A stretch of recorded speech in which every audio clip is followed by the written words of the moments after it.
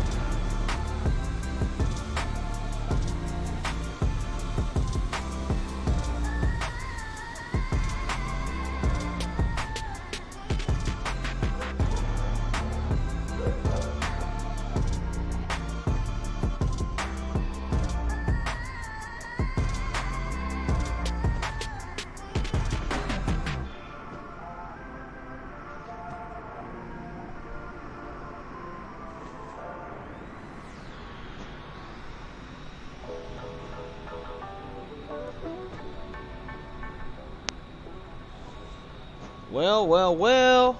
Hey, hey, hey, hey. Oh, let's get this thing into some sort of a good position. Yeesh. As you can tell, with all the traffic, frame rates suck ass. Suck ass. Oh, hey, we don't want that. We need sterile. Bam. Well, guys, welcome to another episode of Wrong Side Simulations, bringing the best content from the wrong side of the airplane, the right seat. And as always, my name is Blake, and I'm a real world flight dispatcher. I'm going to bring a little more context to your flight sim viewing experience, as well as kick-ass first looks. There's a bug up in here. There's a fly. Motherfucker. Bitch. Wrong Side Simulations, where we fight bugs and shit. Anyways, yeah, we'll be bringing you kick-ass first looks at very highly anticipated airports like JFK. Now, I've honestly never really given two shits about JFK. For some reason, JFK and the Northeast in general just don't tickle my fancy. It's too busy. I don't know, just like geographically, it's just like, to me, the Northeast is fucking boring. I've flown up here, jump-seated into the Northeast many times, and it's just kind of meh. I'd rather go out west where there's mountains and shit to look at. But I know there's a lot of people who love the Northeast, love JFK. There's lots of sim activity up here. So like, you know what? Let's do a first look. This one is for y'all, because for me, I probably won't be flying it much. I've got Newark, I've got LaGuardia, and I've got JFK. So also too, for those of y'all who don't know, I have a 4090 and i9. I've got a pretty beefy rig, and as long as we keep this traffic on, this is live traffic. It'll be different maybe when we go to VATSIM. There's a lot of VATSIM traffic going on up here right now as well, which I'm sure we could all anticipate, being that this is launch day. But look like we're bad stutters, bad hangups. Now all of that obviously is not to attribute to just the Inibuilds airport itself. It's accumulation of all the traffic. We're in 4K. We got LaGuardia, we got Newark. LaGuardia is like not the most detailed in the world, but Newark is pretty detailed by Zwecki Designs. So the frames aren't the best, not the worst, but I would imagine if we do this little number here, granted it's not as fun to look at, but if we killed this shit off, then maybe, look at that, the frame rates are substantially smoother with still some stutters, but still hell of a lot better. A lot better. Oof, big stutter there. Let's go ahead and get connected to VATSIM. Now we're not supposed to depart for a little while, so we got some time. So I wanted to allot some time to look at the airport itself. Over here. That fucking bug just flew by my face again. Let's see. Sim programs. vPilot. Whenever it wants to load. Connect. We are going to be YipJETT. Where's the damn call sign? 401.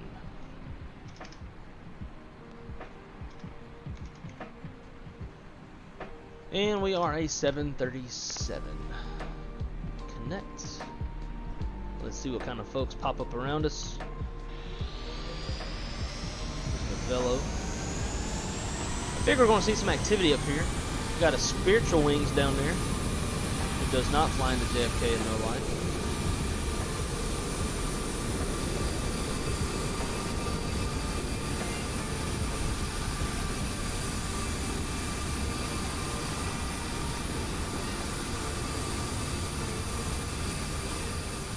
We are definitely going to turn that shit down.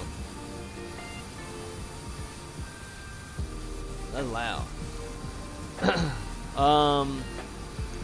Right, so we are operating YipJETT 401 servers from JFK down to Charlotte. We have quite a lot of weather in between us and Charlotte, so we are going to be flying a little special route today. It's going to take us down the East Coast, around the bulk of the weather, keeping us to the east, and then we're going to shoot up to the northwest over to Charlotte, where hopefully we'll have a nice uneventful landing. But the weather is quite shitty at our ETA.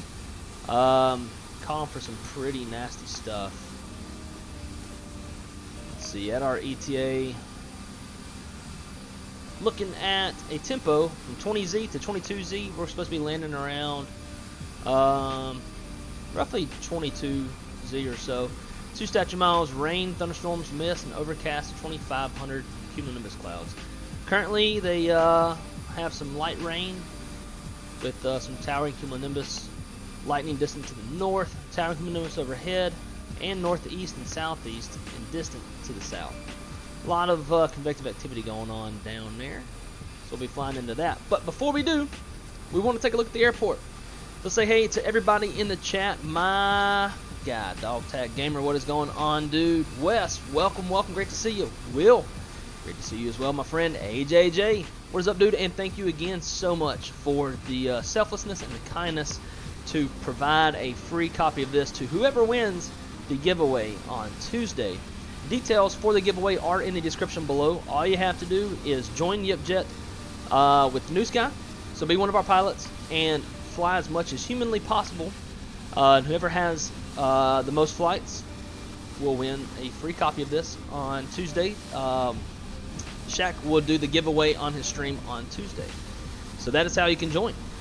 Who else we got? We got Zach. What is up, dude? Wes, great to see. Well, I just said hey to you, but yeah, let's go. Joe, what is up, dude? Great to see you. Chase, welcome, my friend. Drew Stone, the one and only, welcome. Great to see you, dude. Mr. McDo, welcome aboard. Great to see you as always. D-Champ. D-Champ, no emojis today? What's up? I think that's the first time. Oh, guys. Fish, Guns, Fitness. What is up, man? What up, brother? Great to see you. We are ready to get at it. So this airport, I've done, like, other than, like, coming into the airport to get a screenshot, which was just really from the tower looking out towards the New York skyline, and the little camera shit that we just did, I haven't seen this airport. But one thing that did stand out to me right away, if I can find it again, I don't know where it's at. Oh, it's down here. I believe this is the Delta Sky Club. They've modeled the fucking Delta Sky Club. That is wild. Look at this. Dude, this shit's crazy. Look at this. What fucking detail, man. Jesus Christ. It's pretty frame rate heavy out here in JFK. And it seems to me like the commonality seems to me that Inibuilds, their first Jet, what up from Guayaquil? I already know the answer to that one. Unless you're already back to JFK. So for those of y'all who don't know Jet Kid, real name is Nolan. He is a JetBlue flight attendant, JFK based. So I'm sure much of this will look very familiar to you. And you can be our first hand witness to the to how realistic this is. This is unbelievable how detailed. Here in the Delta Sky Club. I think they're just missing some Delta signage. If this is the Delta Sky Club, maybe it's just a club or restaurant. I would doubt it, but you know. Fucking wild how detailed this is. Beast Mode, what's up, dude? Great to see you. Thanks for coming to hang out with us. Dude, this is a big ass Sky Club too. Let's go downstairs. Wow, look at the signage. Delta Sky Club. It's nuts. I'm telling you, it's nuts. Got some more chilling area over here. And so now that we got Jet Kid here, if there's any cool shit that you know about at this airport that we missed, you can let us know so we make sure that we get it all in the stream. Got all the Delta signage, the walkways, the podiums, gate signs. The only thing that I would disagree with this right here is that in real life, I don't think this would be your departures and arrivals boards. It would be the flights, like standby count, how many like folks are on standby for first class, how many folks are on standby for economy, how many standbys are on standby for a seat, all that shit. That's what those would be in real life at a Delta gate. But who cares? Man, the signage is crazy. Relatively good frame rates right now. And obviously, you know, this is, we would expect that between having all three airports, got some bat sim traffic on. We're in New York City where there's a lot of satellite imagery being rendered. That there would be some stutters. Yeah, I definitely won't be mad at that. It kind of comes with the territory, right? And I would say, as detailed as this is, oh hey, we're back at our gate. That's our airplane. As detailed as this is, I'm surprised at how good the frame rates are. Now, the commonality that it seems to be with Inibuilds airports is like upon initial release, the frame rates aren't the best, like LAX and things what San Antonio. I can't remember about San Antonio, but for sure LAX, and it takes an update or two to kind of get things like optimized the way it needs to be, and we start seeing those frame rates get a bit better. Got the little RJ gates down here, which is pretty damn cool. Maybe one day, if we get a wild hair up our ass, we'll fly an RJ out of JFK. Maybe. We got a 7.4 over here. Hell yeah. Let's go back over to the tower. The tower looked incredibly detailed. Here goes Bert.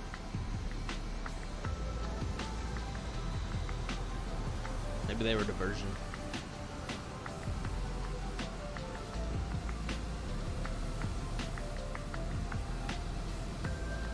not sure what all these guys would be. Yeah, that's pretty cool. Maybe they're like a ground and clearance and I don't know. Definitely not like approach and departure.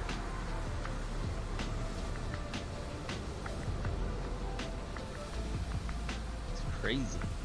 Oh my god, the frames. Alright, so let's go up to... Got even more of the same shit. Yeah, I would like to know what all positions are in here. Looks like we got some servers. Some pooters. And in the cab. Man, we got security cameras. Say hey to the camera, guys. Very, very, very detailed. The only thing missing, not that I really truly give a shit about this, but the only thing that's missing is the sounds. Like Newsky does, you know, you go into the cab of the tower and you hear a bunch of radio chatter and stuff like that.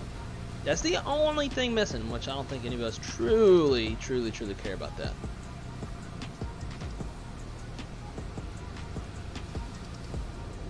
This is wild, though. Alright, now I guess let's go check out this big ass building. See if there's anything in here. Nah. Just a hollow building. This would be the same terminal that we were just in, I would imagine. You go all the way down that way and you get to our airplane.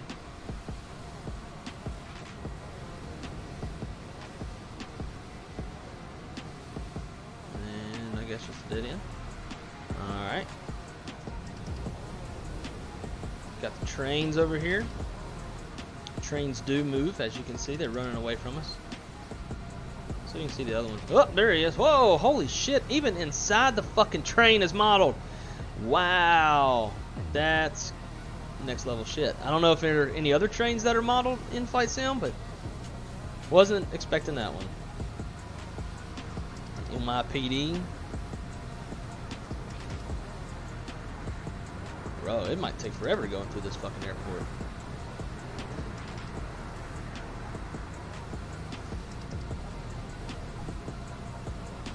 How y'all doing? Some bougie bitches. Dude, it's so detailed, it's kind of ridiculous. Look, even these guys are like, dude, you see that? Look how detailed this shit is. He's like, yeah, bro. I'm just trying to get in them britches. What's she pointing at? It's not nice to point. Don't. I want kids. Can you give me kids? And she's like, yeah, you can have mine. And that guy's back there like, trying to read up on how to be a dad, I guess. I don't know.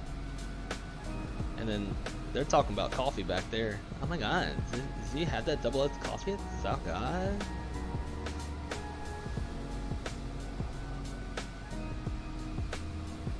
Alright, let's come on down here. What's down yonder ways? Train stations?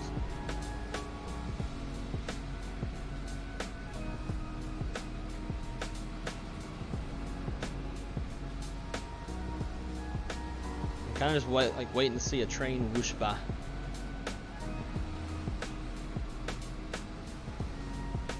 Here it comes. Does the train keep going or does it stop? That's the question.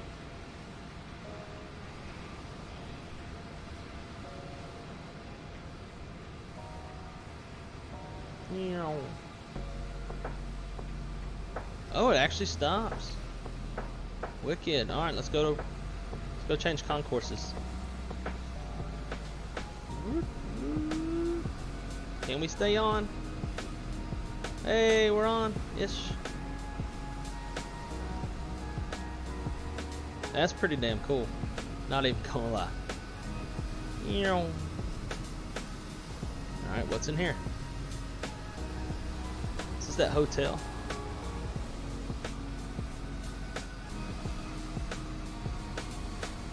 Bar. Oh, she got some evil thoughts.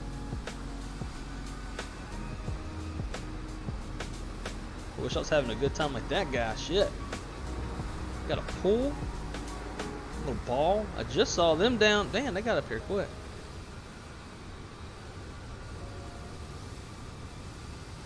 Damn. It is stupid how detailed this is.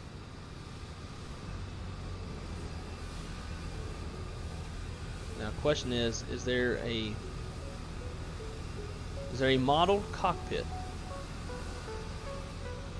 No. Damn, Inibuilds. Wouldn't you know that a bunch of av geeks like us would go looking for a damn, like they're gonna model the inside of a train, but they ain't gonna do the airplane? Come on, guys. Just kidding, I couldn't get two shits. What else we got? We got the TWA lobby. Take a trip back in time to the horrible 60s. Hell, they even got analog clocks. Wouldn't it be cool if that would show like the actual time? Whatever the time is in the sim.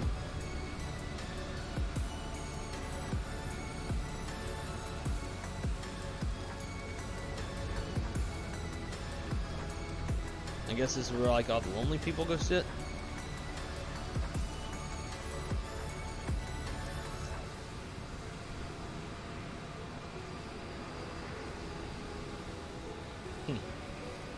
Pretty damn cool, I must say. Oh, we even got TWA shadows. Oh my god, the frames.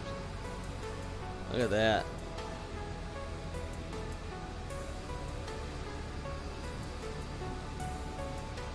Pretty cool. I'm not even gonna like give a review. It's too much shit. It's kind of overwhelming in a way. What we got going on over here on the JetBlue side? Nothing. Nothing.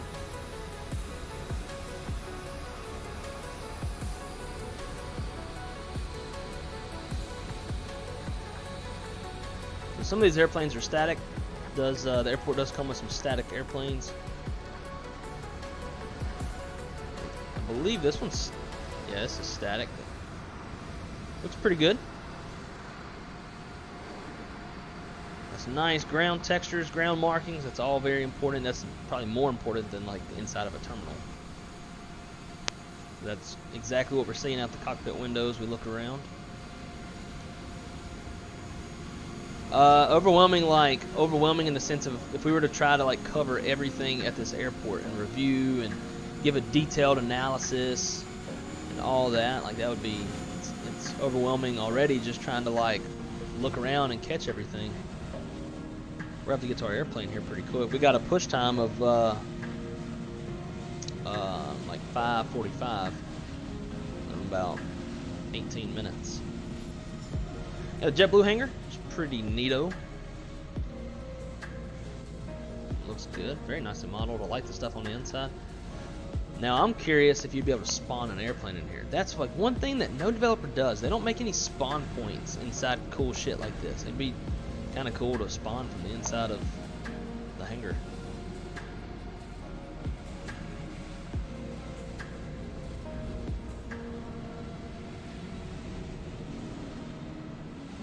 There's just like so much.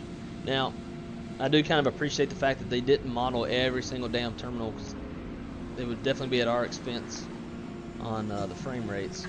They modeled this one.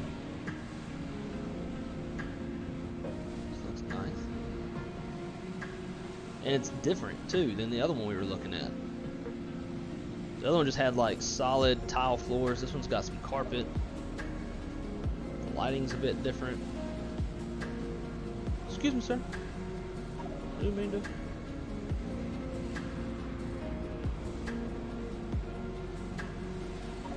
There's airports. It's insane. Can't wait for the flight after work. Ordered the Airbus Captain Pack. Nice. Thrustmaster is running deals. Boeing Pack. 400 Airbus is 250 right now. Very, very nice. Do you have the Boeing one? It's spot on as far as you can tell. Good. I would hope so, as much work as they put into this thing.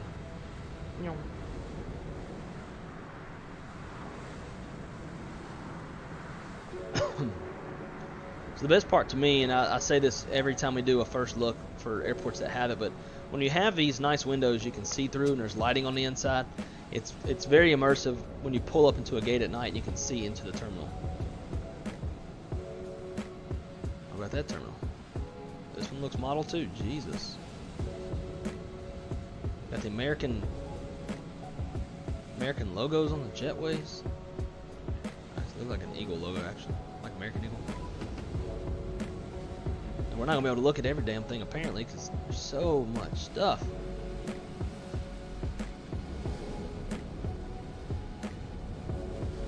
Wow, check this out. Big ass ticket counter area. I wish Inibuilds would do Atlanta. Have their hands full on that one too. We got Imagine Sim, but you know, it doesn't even compare to this shit. And I feel like Atlanta is just as iconic as JFK.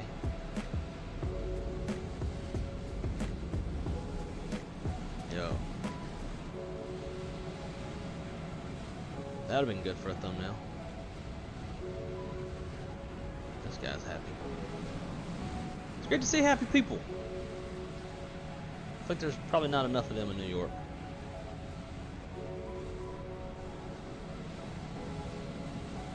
Should we say the Pledge of Allegiance while we're in here?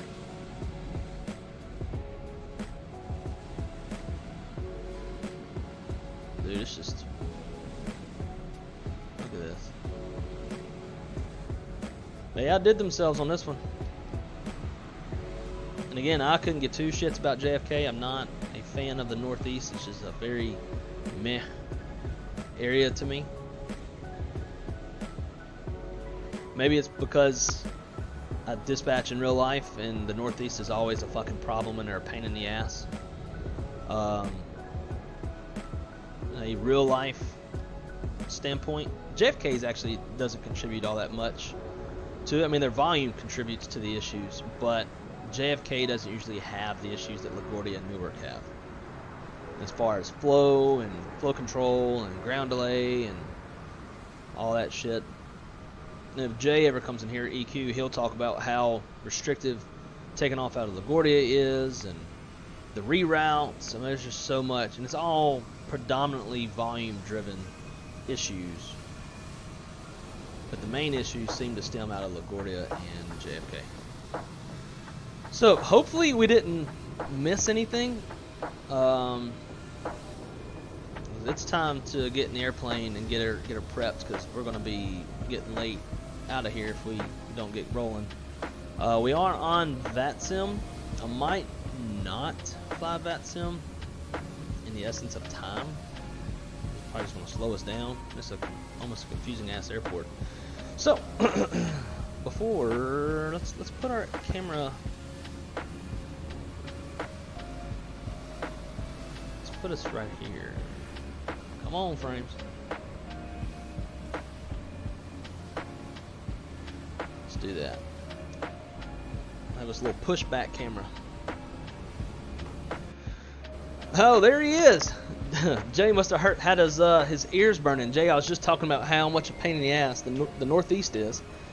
Predominantly LaGuardia and Newark with their reroutes and flow control and ground delay and FCAs and ground stops and all that shit. And I told him, I was like, watch, when Jay comes in here, he'll start talking about it. He'll start bitching about it.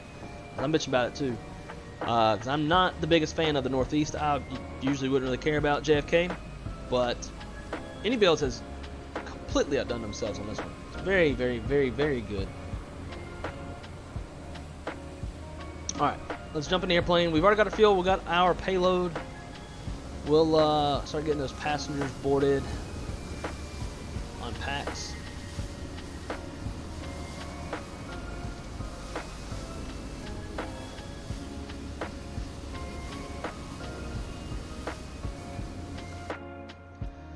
Okay. Pause that. I need this. Okay, we got a lot of VATSIM stuff going on. Up to the overhead. Oh, that's going to kick off.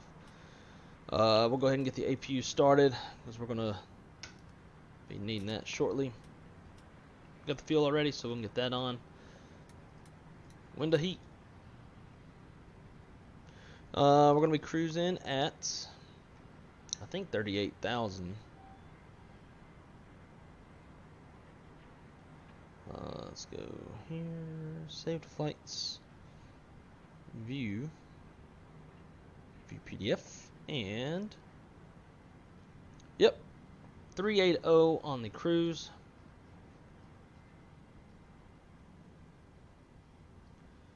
I can't hardly hear. There we go. Landing altitude, we'll tune that in a little bit. We'll just guess at 500 feet for now. Right, so that is the overhead.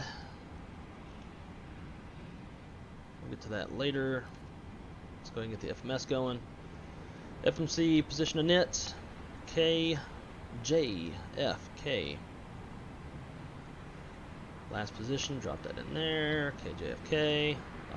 Headed down to Charlotte.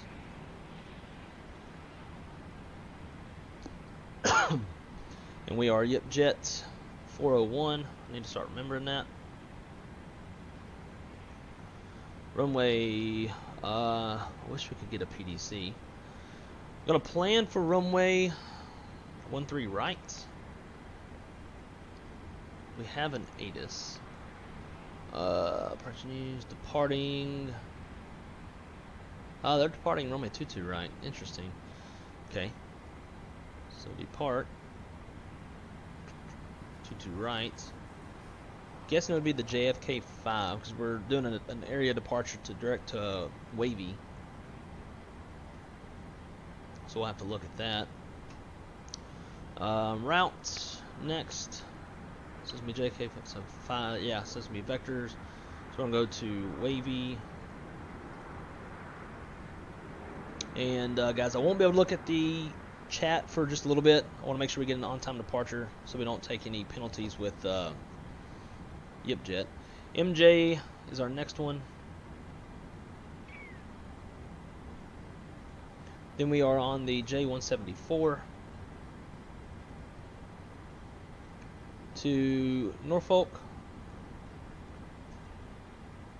and then J121.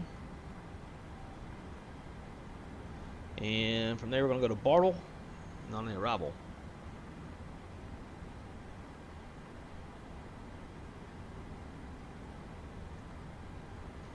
Arrival, we're planning on the ILS-18 Center, on the Millet to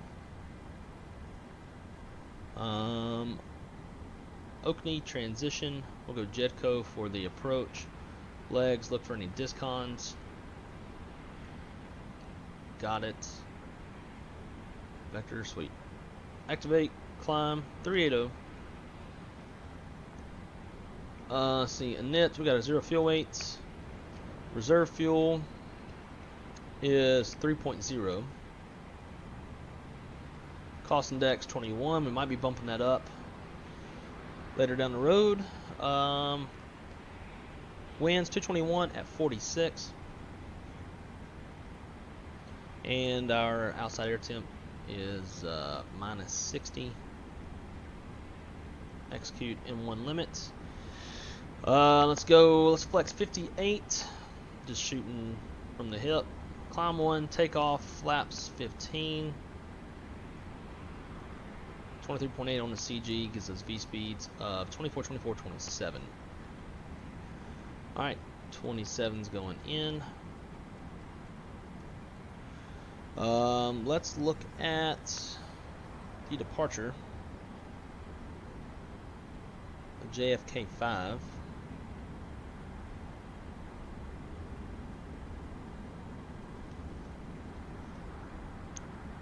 Alright, so JFK-5 does go to Wavy. So Wavy departures, expect vectors to JFK radial 156.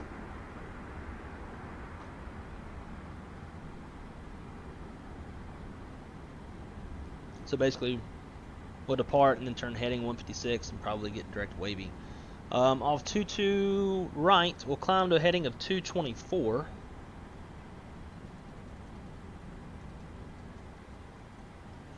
Top altitude's gonna be 5,000 feet. So I can get that programmed. Let me read the rest of this. Alright. Gateway climb. DME required to be assigned during period of 2200 to 0700 local time. Climbing right turn to intercept JFK radio 232 until 5 DME from JFK. Then left turn heading 219. Interesting. So let's come down here. Let's go to fix. Let's go KJFK. That 5-mile range ring. So that'll give us that DME they was talking about. And we'll be set from there.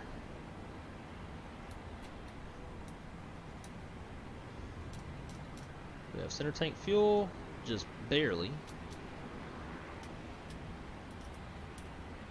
Get all that stuff on. Come down here, let's get the door closed. Sweet. Ground services, we're gonna release this stuff. Remove the chocks.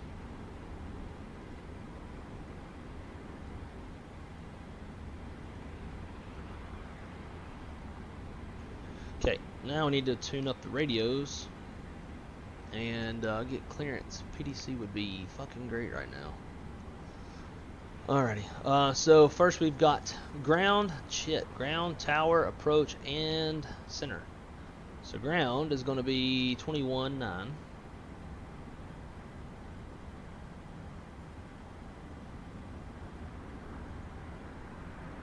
Dude, you're fucking kidding me. I hate this. What? Why? When did all this? I know it's doing it to everybody. When did that shit start? 19.1 is the next one. Clear to Barcelona via JFK departure. We'll maintain 5,000, expect 5,210, 10 minutes after departure frequency 125.7, clock 7722. And at 674, read back correct, push and start your discretion, call me for taxi. We'll call you for taxi and successful. And then And VHF1 will tune approach. 25.7. Ground runway 22 right, taxi via right Alpha Delta Bravo, hold short 31 right. 22 right via right Alpha Delta Bravo, hold short 31. And then from there we'll do center 25.32.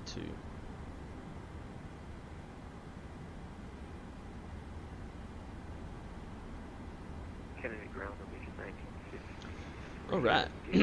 So then once we get airborne, we'll just click over and then we won't even have to change any frequencies. Region 1953. Alright, flight director's on. Alright. Stand by. Directors V2 heading 5,000. Hopefully it'd make life easy if they just gave us direct, like RNAV wavy, clear for takeoff type stitch.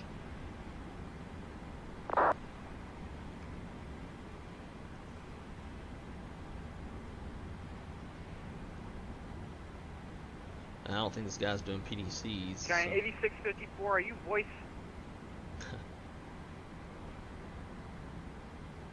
Affirmative. Region 1953, that wasn't read. Oh. Giant 8654.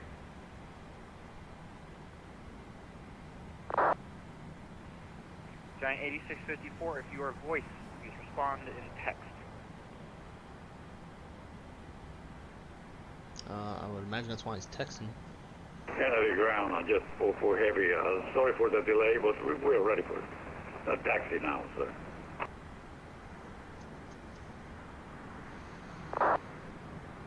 Giant 44 heavy, runway 22 right, taxi via right Alpha, left Delta Bravo, hold short 31 right. It's gonna be a bitch getting out of here. Right on Alpha, left on Bravo for just 44 heavy. 22 right. There's a That's lot left on of Delta motherfuckers Bravo. here. That's correct. I'm sorry about that. Left on Delta Bravo. Thank you. Thank you. Legion 1953, I'm just having to clean up the flight plan for you. Just give me a second. Delta Bravo.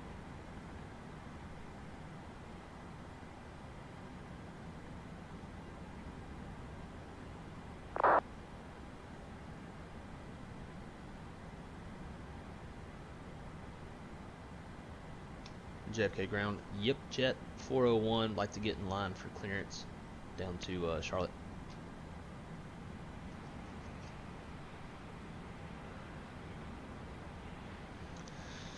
Trying your controls, share cockpit YipJETT 401, roger. with Captain Chemtrails on the 739. It's working pretty good. No shit. Legion 1953, Your ready? controls actually works with PMDG? Legion 1953, clear to Philly via the Kennedy That's 5 game departure. changing if it Radar does. vectors, Dixie, Delta, India, X-ray, India, Echo, Victor 16, Coil, Charlie, Yankee, November, Victor 312, Woodstown, Oscar, Oscar, Delta, direct, maintain 5,000, expect 8,000 as your final altitude 10 minutes after departure. Departure frequency 125.7, squawk 4651. Yeah. I can type it to you. And we're going to be late getting out of here.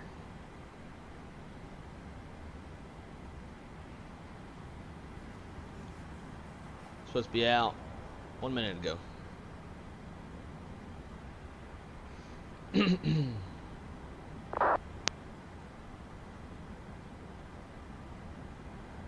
Let's go.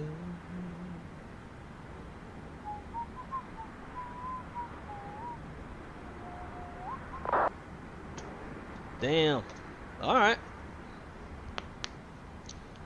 Well, Jet Kid, I know you and I like to do a little bit of your controls, a little flying together. So maybe we'll have to give PMDG a shot. Kennedy ground, Delta 4792 of micro clearance.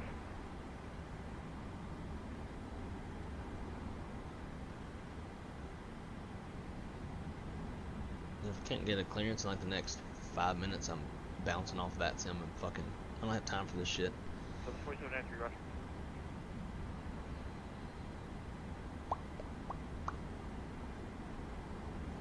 Citizen HD, what's going on, my friend? Great to see you. Welcome aboard. Delta 621, ready for Welcome to YipJETT Flight 401, service from JFK, very busy JFK, down to Charlotte, North Carolina. Delta 621, Kennedy ground, runway 22 right taxi via left on Bravo, Echo. Looking at a solid 1 hour and 48 minutes from wheels up to wheels down, burning about 8,800 pounds of gas.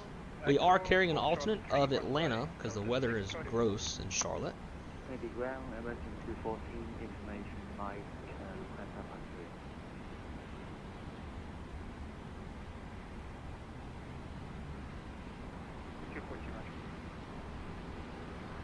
American 1476 across runway 31 right. Continue on Delta Bravo, Fox Bravo, Echo, Monitor Tower 19, one on the other side. Cross 31 right, Delta Bravo, Fox Bravo, Echo, we'll call tower or monitor tower the other side, American 1476. Have a great evening. You too. YipJETT 401, you ready? Ready. YipJETT 401, clear Charlotte via the Kennedy 5 departure. Radar vectors to wavy as filed to maintain 5,000. Expect flight level 380, 10 minutes after departure. Departure frequency 125.7, squawk 6603. We're clear to the Charlotte Airport. Kennedy 5 wavy transition then is as filed. 5,000. Expect 380 winds minutes after departure. Departure frequency is 25.7 and squawking 6603 for YipJETT 401. YipJETT 401, read it back correct. Make sure it's a radar vector, not a transition. Radar vectors 2 wavy. Thank you. Next in line, I believe, is Delta 4793. Cool.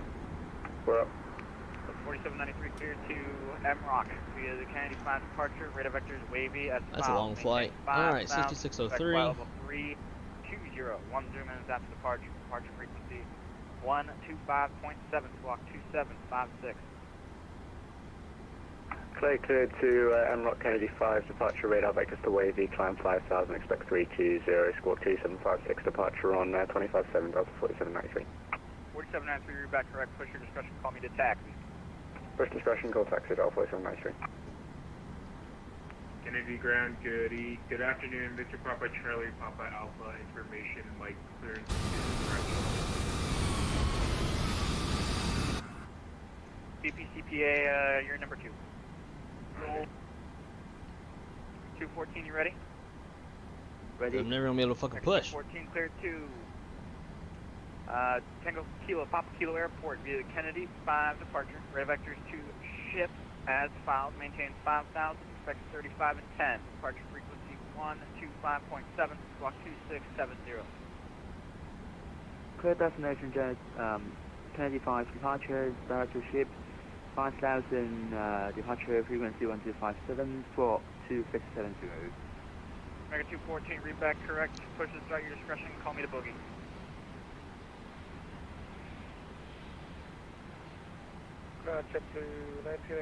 He's giving everybody else fucking pushback. We got Delta right here, so I don't want to just do it and assume.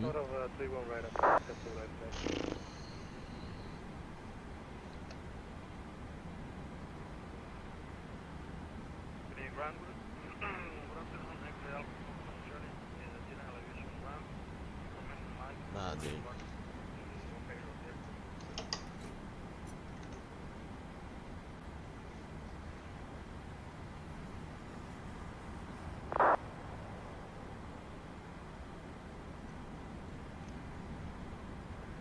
Who was just calling?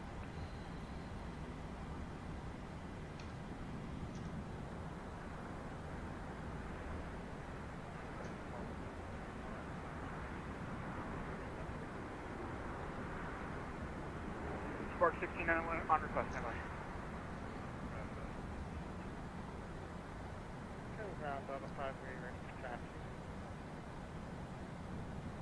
Alright, once this guy goes, I'm fucking 538, pushing. Candy ground runway 3, discretion 22 right, taxi via left on Bravo, Echo, hold short 31 right.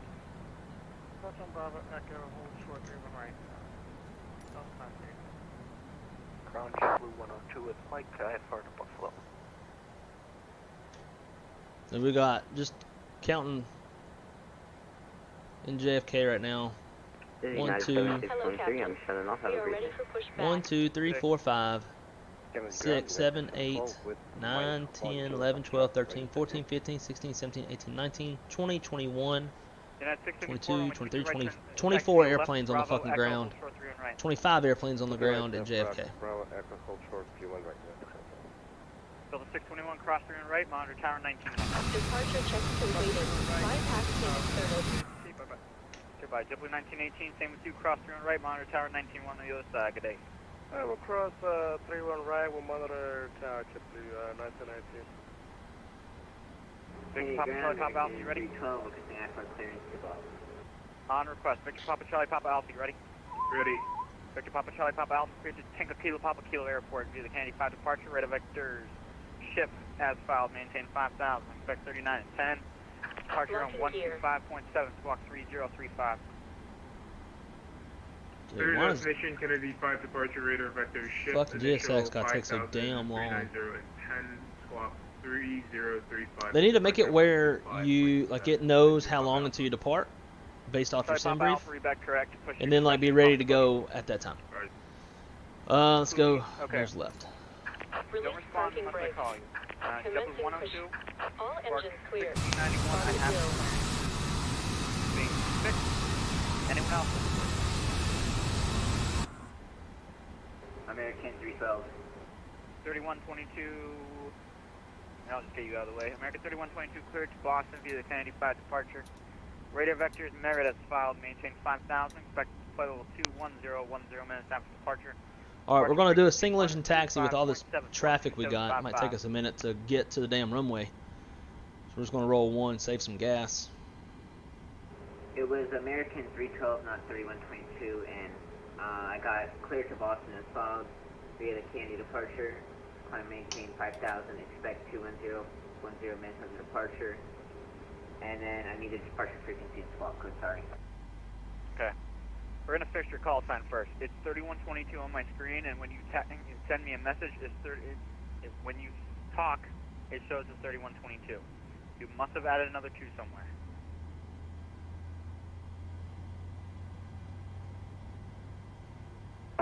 The ground Set parking brakes. 321 route on Bravo, request taxi to gate. Spirit Wings 115, taxi to the ramp straight ahead on Bravo. I'll say again. Taxi to the ramp on Bravo. Taxi to the ramp on Bravo. And Kennedy Ground, W1334, Oakland on Bravo, request taxi to the JetBlue gate. Unlocking gear. W1334, taxi straight ahead on Bravo. Straight ahead on Bravo, W1334. Kennedy Ground, good afternoon, X-Ray Alpha, Foxtrot Charlie, General Aviation Ramp, Information Mike, IFR to Chicago O'Hare Airport. Tow truck disconnected. American Bypass pin 3122. removed. 3122. Left is clear. You have accepted Right the call is clear. sign. Your departure is 25.7, squawk 2755. Just give me that.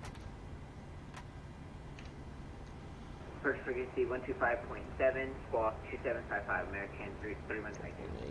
Read back correct, pushes your discretion, call me the boogie. Call you a boogie, push my discretion, 3122. Kennedy Ground, American 4538, ISR Washington with Mike. American 4538, roger, request number 4.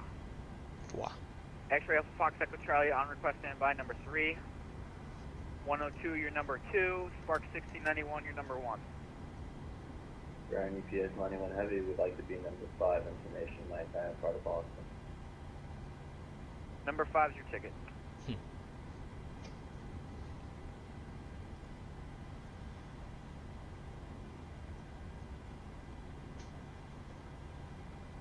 JFK Ground, YipJETT 401 with information Mike, ready to taxi. YipJETT 401, straight ahead of you, you see a conga line of 3 airplanes. Turn left on Bravo, Echo, short of 31 right. We'll follow the Congo left on Bravo, Echo, and short of 31 right for YipJETT 401. Delta 538, cross 31 right, monitor tower 19-1. Cross 31 right, monitor tower 19-1, Delta 538, thank you. This is a little stressful. It's busy. I would not want to do this every fucking day. Although it'd have a lot more like ground people to help out and all that shit. An American pushing right behind us.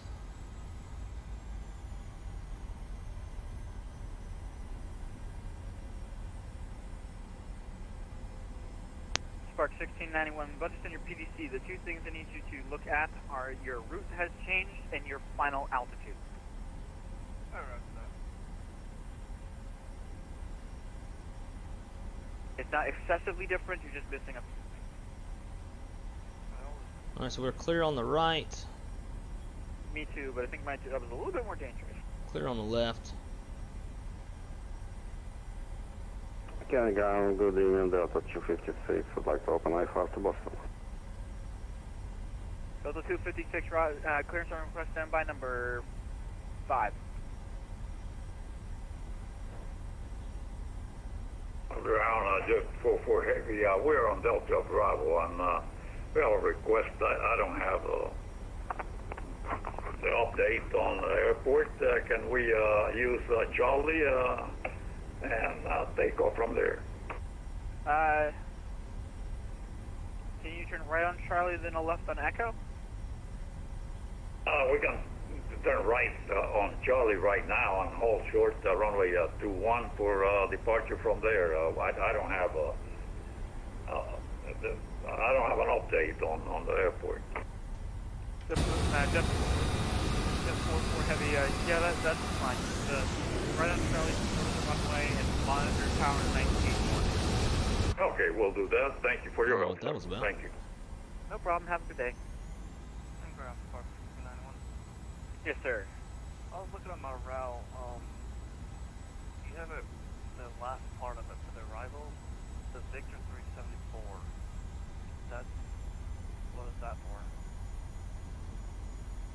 I'm joining the arrival at TON. Join the arrival, will they tell you to join the arrival?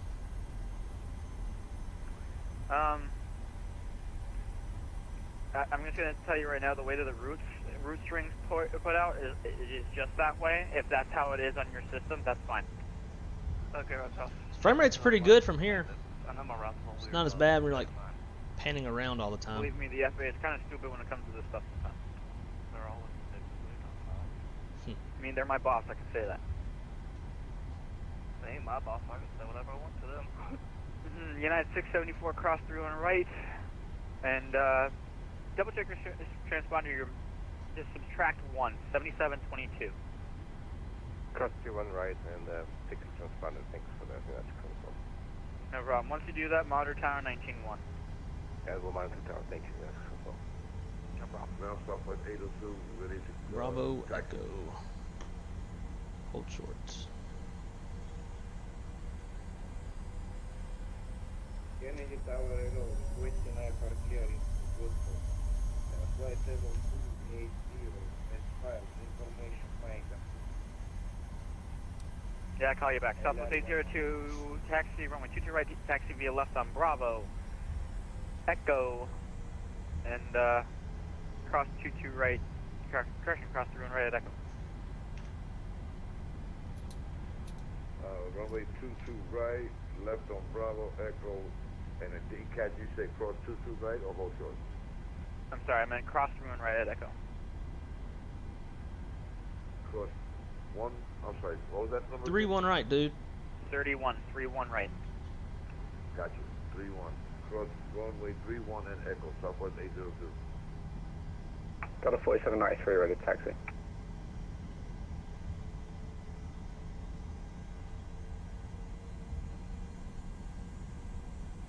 So 4793, follow southwest straight ahead. We'll track it up to the southwest, Delta 4793. YipJETT 401, cross 3 on right, monitor tower 19-1 on the other side. Actually, reset your transponder, squawk 6603.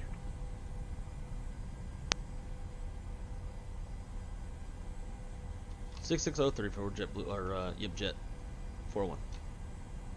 Look at that, you fixed it already. Monitor tower 19-1 on the other side. Good day. Tower on the other side. Have a good day. JetBlue 401. YipJETT, whoever I am. Alright. JetBlue 102, ready? Ready, JetBlue 102. JetBlue 102, clear to Buffalo via the Kennedy 5 departure. Radar vectors, neon is filed, maintain 5,000. Expect flight level 260, 10 minutes after departure. Departure frequency 125.7, squawk 1044.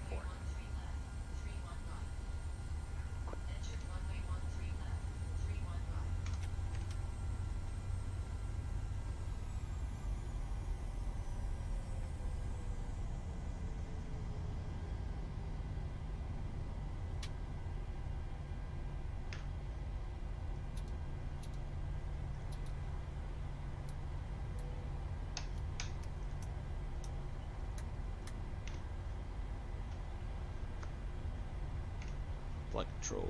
American 4365, welcome to Kennedy, right turn hotel, hold short 22 right. Located Hotel American 4365. Yep, American 4365, hotel, hold short 22 right.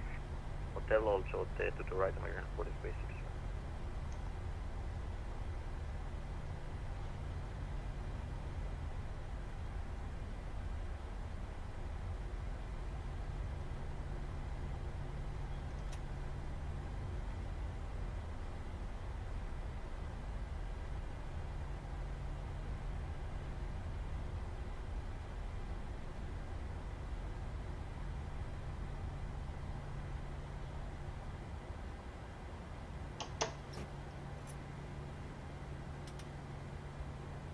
United 674, fly runway heading, runway 22 right, clear takeoff.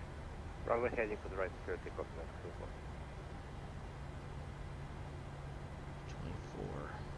224. Cool.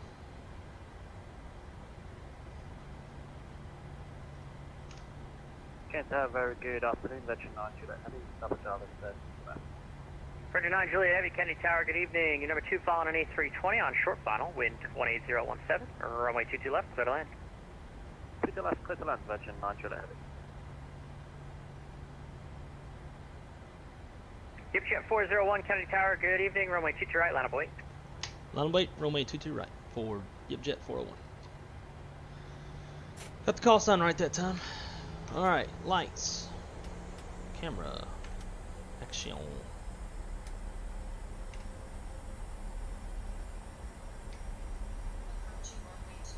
We did good. 9674 departure timing that 125.7. engine Enjoy the start. ride. Departure 257, go back to control. Yip 401, fly runway heading, runway 22 right, cliff takeoff. Runway heading, cliff takeoff, runway 22 right, YipJet 401. American 401 to Kennedy Hotel, hold short 22 right. Alrighty, let's roll.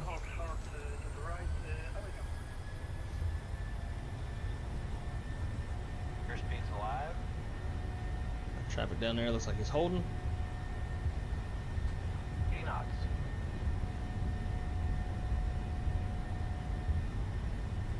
Airport's nice. Not gonna lie. V1.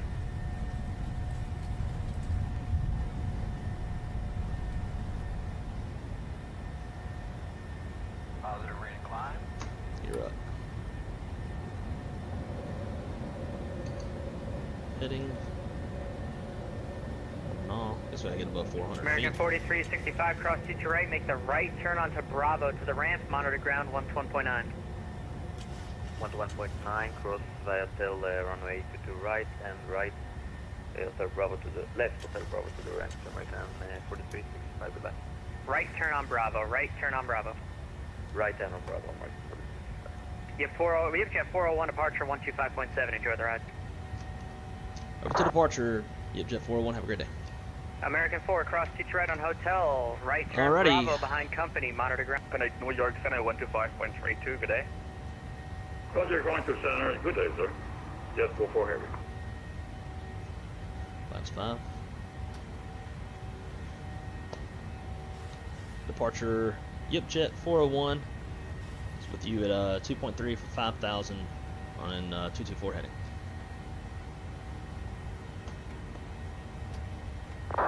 YipJet YipJet 401, New York departure with a contact, turn left heading 110, climb and maintain 5,000. 110, climb maintain 5,000, YipJet 401. Skywest 3566, maintain the correction, contact Kennedy Tower 119.1. 119.1, help on stage 3566.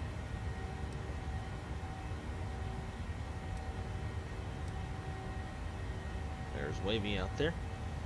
Mary 1 heavy, turn left heading 010. That's 010, Mary 1 heavy.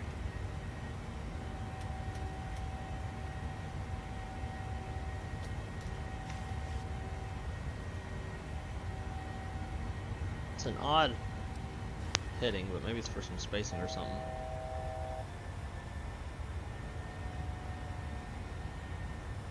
Number 256, Bravo Tango, descend and maintain 9,000. 9,000, 526, Bravo Tango.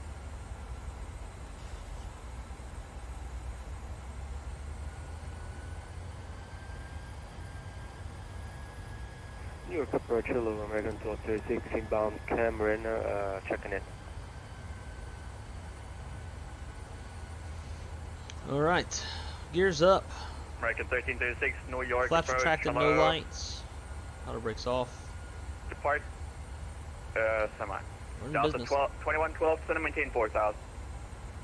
Descend 12, correction 4,000, American 2112. Stay firm. Roger, down to 4,000, American 2112. Mary 1 heavy, turn left heading 350. Set 350, Mary 1. Yeah, he's about to put our asses in Boston Center. United 674, climb maintain 1000. 1000, yeah.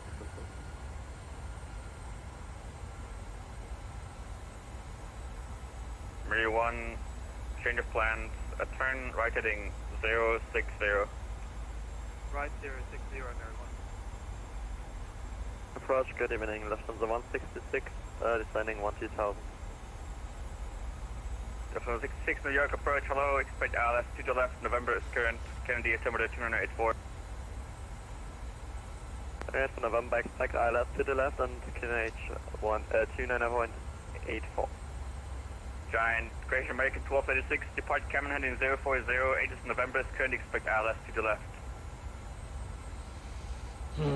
After camera 040 and try again for American 1236.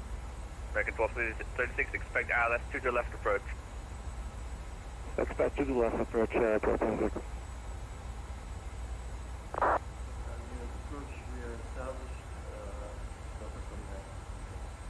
Delta 4901, maintain 180 knots until Zalpo, contact tower 119.1. Maintain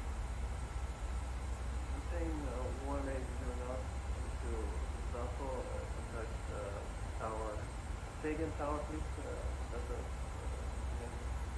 119.1. 119.1. Walker 2570, cross Rosalie at 3000 feet, ILS to the left approach, maintain 210 knots. 210 knots, and... Porter, what's up, dude? Can you repeat the instructions? My God, thank you for the new addition to the fleet. 2570, at Rosalie, ILS to the Shaq left told me last night, appreciate the YipJETT already. The YipJETT family. You are welcome, my friend. I tried to fly it last night and I had an engine failure.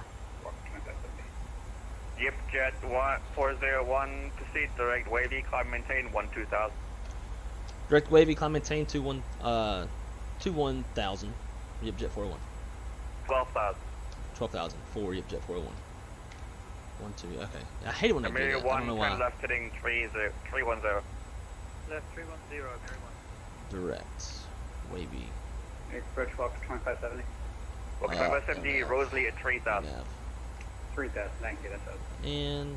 Yeah, 674 is going to New York Center 125.32. 1025. Yeah, I tried to fly it last night from Charlotte to Cancun and had a catastrophic failure of engine number 2. It happened just before I got off the coast of Florida, so I was able to turn south and declare an emergency and divert to Tampa. YipJETT 401, connect New York Center 125.32. Over to center on 2532 for YipJETT 401. Walker 2570, maintain 1.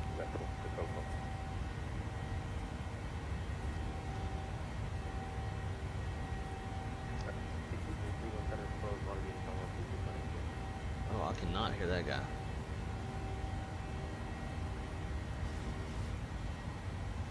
Center hello, YipJETT 401 is at 7.5 for 12,000 direct wavy. YipJETT 401, New York Center, hello, climb and maintain flight level 230. Climb and maintain flight level 230 for YipJETT 401. Altimeter 737, cross Beauty at and maintain 10,000, LaGuardia altimeter is 29er H1. So a lot of times when it comes to this stuff, I struggle. Like I hear them, but I'm not processing what they're saying. I just like say it back. Private Air 737, the waypoint's Beauty. Good thing I'm not a real pilot. Alrighty, there's 10,000. 10, Private Air 737. Those lights off. So I'm going to show y'all what we're doing routing wise because of shit weather.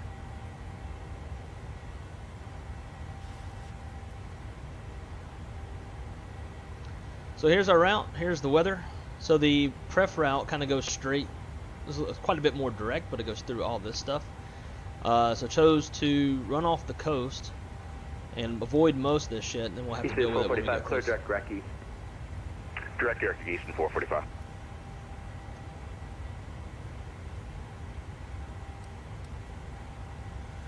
Whew. Anyways, what did I miss in the chat? Sorry I had to ignore y'all so much. It was busy, and I don't fly VATSIM enough, especially VATSIM events. I don't know if this is an event or what. It's just there's a shit ton of people at that airport. Delta 624 contact. So definitely had to New York focus Coast more than I 125.7. usually would. 'Cause I'm just not used to that kind of volume in an airport that big with that many taxiways, and that was a lot for me.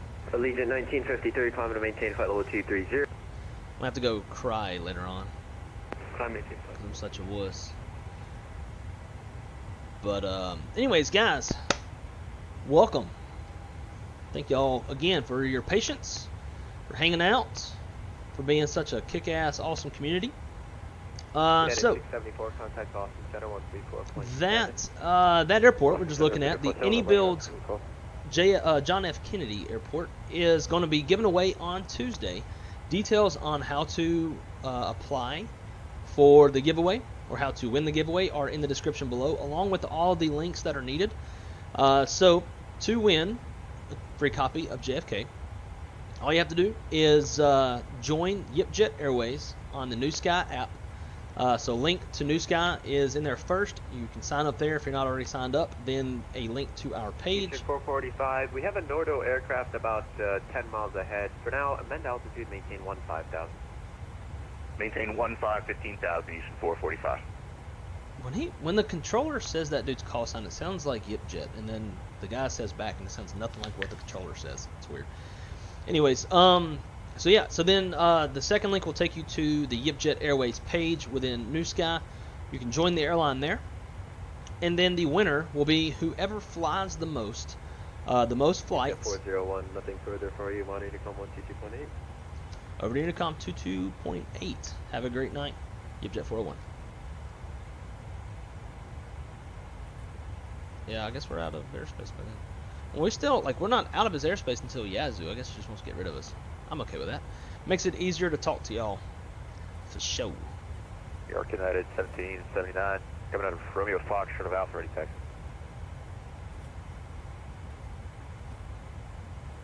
There we go. Sweet. Alrighty, let's keep that climb going.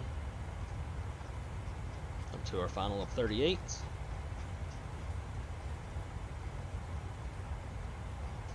But yeah, if you fly the most flights, so you submit the most PIREPs. Now I screenshotted yesterday so we know where everybody was at. The person who flies the most will win a copy of Inibuilds JFK, thanks to Mr. AJJ, who is in the chat right now. Everybody give him a huge shout out for his contribution. It is very huge, very, very appreciative. And looking forward to seeing who wins the giveaway. Through this stream, you see what you get. When I had the live traffic on, the frames were terrible when I turned it off. Even with 25 airplanes just at JFK alone on VATSIM, we're still getting pretty good frame rates. Now again, I've got a 4090 and a 99 and all that good stuff. But we've also got LaGuardia next door, and we've got Newark just across the river. So there's a lot going on, coupled with the very dense satellite imagery that's being rendered for the New York City itself. And I have City Scenes New York, so downtown Manhattan is all special modeled and stuff. So there's a lot going on, and I was still getting pretty good frame rates, as y'all were able to see. Again, got a 4090. That's a bit different for some. Now there is a lot of stuff in the Inibuilds. Let's see if I can't get this pulled up. Some programs. So in the Ini Manager, there's a lot of shit that you can turn off to help you with your frame rates. Landside cars, ground clutter, construction clutter, cargo containers and trolleys, general ground security equipment. No. What does GSE stand for? I always knew GS ground service service equipment. I always knew GSC as ground security coordinator. Anyways, yeah, so you can turn all this stuff off and that'll help you out with your frame rates. I wanted it all on for y'all. Now, if I was going to be flying this on the side and running live traffic, not streaming it, then I'd probably turn all that shit off just to kind of regain some of those frame rates and have the sexy airplanes taxiing around me. Because to me, that creates more immersion. So, anyways, back over to the chat. Yeah, I'm going to butcher this name. I have no idea how to pronounce that kind of O, but I'm just going to call you Omar, or Amar. But how's it going, my friend? Great to see you. Have a computer with strong specs and graphics RTX 4060. Nice. How can I get the same quality as you in play? So I have all of my settings set to a relatively... I can't pause because we're flying on VATSIM right now. I do run in 4K. But other than 4K, most stuff is set to high because I don't see a big difference between high and ultra. I do have textures in ultra. The rendering distance or the rendering quality I think is set to 150, something like that. Well, now we've got to go. Pause. Data. Turn that back on. I guess so while we're in here, real quick, I'll show you real fast what my settings are. And they do get better frame rates and less stutters when I'm not streaming. And, streaming in 4K definitely puts a little bit more of a, or I guess 2K puts a heavier load on the PC. But on the graphics, I see 3840 by 2160. I'm in TAA. Rendering scale at 100%. NVIDIA DLSS frame generation is on. AMD, whatever this is, sharpening 100%. VSync is on. 100% refresh rate. DirectX Beta works great with the 40 series cards. And then everything else is a mix of high and ultra. Terrain level of details at 315. Probably turn that down some. Objects level of details all the way up. Bunch of ultras, highs, stuff like that. So that's what I got mine set at.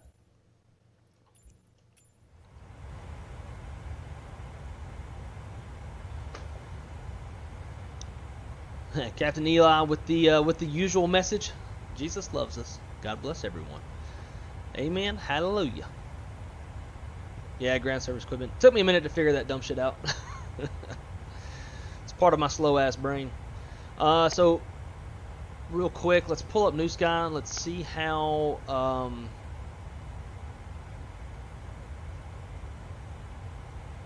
why is it not detect? There it goes. Okay, so and this is why I went through all. I think I still need to go correct some Charlotte flights, but this is why I padded the flights a bit, so that in situations like what we just saw, where we're trying to get out of an airport, we're on VATSIM, and that's going to slow everything down because we're having to wait, for clearances and all that shit. So I wanted to pad the time a bit. So for example, our flight time today is like an hour 48. But when I factor in a little bit of padded taxi, I think it's putting us at like 2 hours and 5 minutes. So I built a little bit of time into it for that reason. But as you can see here, we were scheduled out at 21:45. We were out at 21:56. That's because we were waiting on clearances, waiting for the guy behind us to push, or not push, but to taxi, get out from behind us. I didn't want to block him. Our scheduled time of arrival is 23:50. With an estimated time of 23:54. So, being that we are running a little bit late, here's what we're going to do. We are going to we're going to bump up the CI. I want to wait until we get up to cruise. We'll probably wait until we get to cruise. When we get to cruise, we'll bump it up. We'll speed up the airplane, make up some of that time. I just want to wait so that we don't have to shallow off our climb. Go ahead and get to cruise, get above these clouds, some of this chop. And then we'll increase the cost index and try to make up some time. If we stay out of controlled airspace, so if I would guess it would be DC Center and Atlanta Center, if those stay offline, as we get a bit closer, if the weather looks the way it does right now, around Waypoint Weaver, we could probably shortcut to Rifle, take a couple minutes off, and try to get us back on time. Now these are strategies that pilots as well as dispatchers would conduct in real life when trying to make up some time. If we're landing outside of A14, so if we're landing we're landing more than 14 minutes late, that is an official late arrival in the eyes of the Department of Transportation. So, as a dispatcher, if I see they're going to be landing a bit late and we have the gas for it, might bump up the fuel or bump up the CI to speed the airplane up. Try to shave off a couple minutes, maybe get some shortcuts if we can, if ATC allows it, if volume allows it. There's typically along the East Coast like this, you would not be able to get any shortcuts because the volume is so heavy. But here on VATSIM and in SimWorld, we have a little bit more flexibility. So those are our options we're going to look at and try to get this flight back on time so we don't take any hit and make some moolah.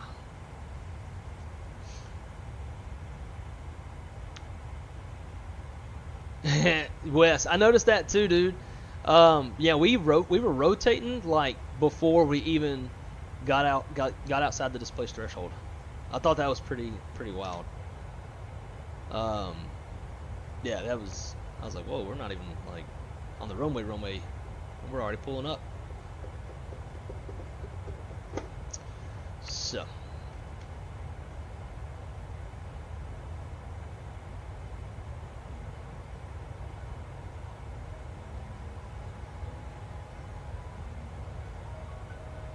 Just kind of cross-checking bats and make sure there's nothing else ahead of us.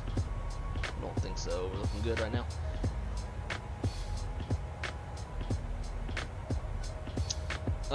Ooh, Lord.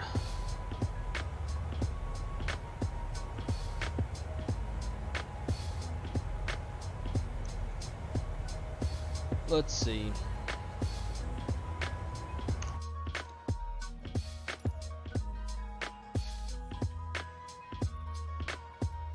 Where would I find?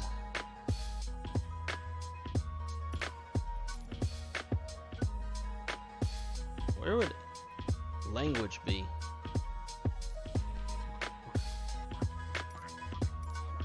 Here we go.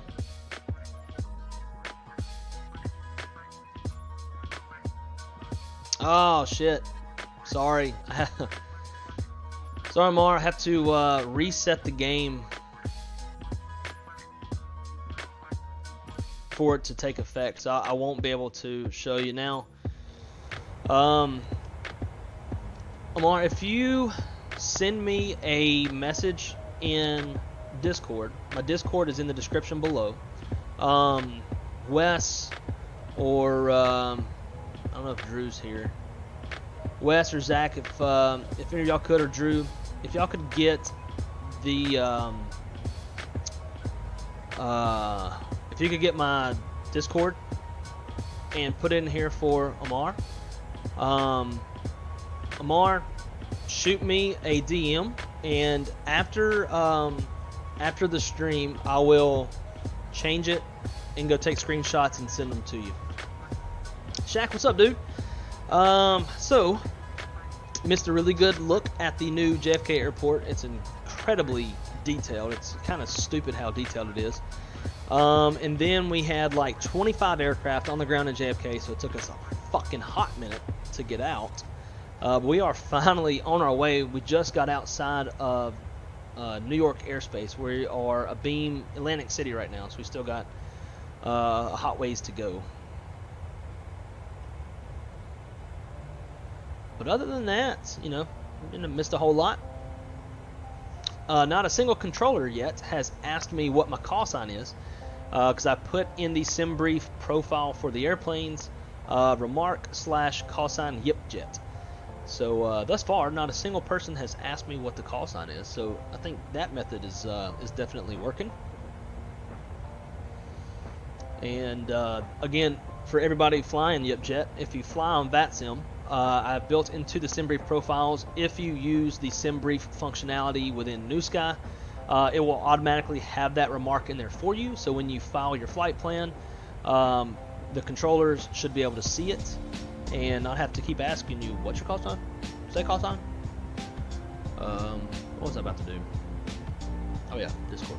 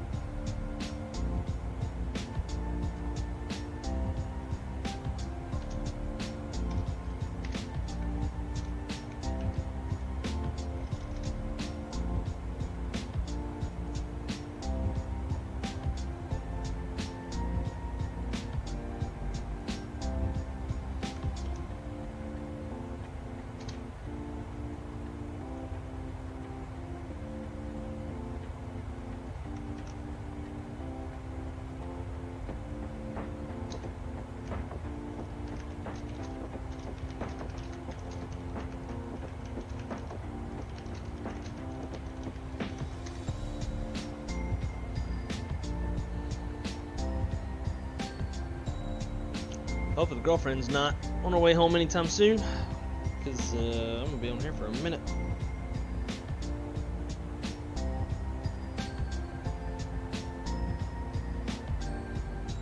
Speedy livery. What is this?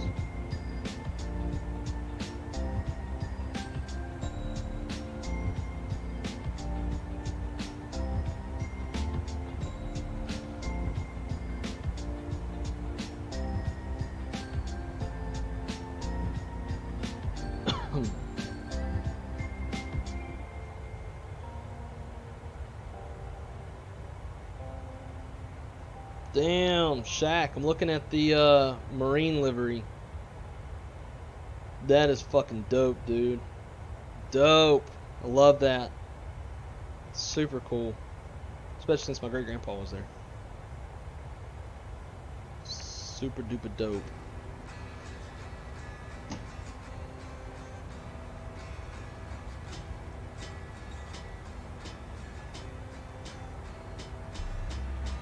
I haven't even looked to see like how many people have been watching or anything. I've had that off. But guys, if you could, please smash that likety-like button. Because as we all know, helps the algorithm and all that good stuff. We'll probably have this sort of a view for most of the flight, because there ain't nothing on the left side but water. Until we get over Virginia Beach or Norfolk. Have Atlantic City just behind us out over this way. Let's see, are we at cruise yet? We are at cruise, so let's bump up the cost index and try to make up some of that time. We want to go to Perf. Let's go 99. Also, Shaq, to fill you in, as of right now, we are just a few minutes behind schedule because it took us so damn long to get out of JFK, between getting clearance, getting taxi clearance, waiting for a guy behind us to taxi so we could push. All the stuff of a busy VATSIM. I don't know if it's an event. In all honesty, there's enough people there to be a damn event. Like, let me just show y'all this shit. Let me turn off VATSIM coverage, and let's see if we can't change satellite mode off so you can see a little bit better. Look at all these airplanes. So we got 1, 2, 3, 4, 5, 6, 7, 8, 9, 10, 11, 12, 13, 14, 15, 16, 17, 18, 19, 20, 21. So I think it's reduced a little bit. It was like 25 when we left.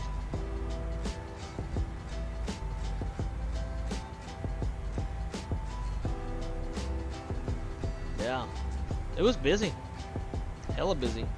And that dude was there. There's a lot of folks were there.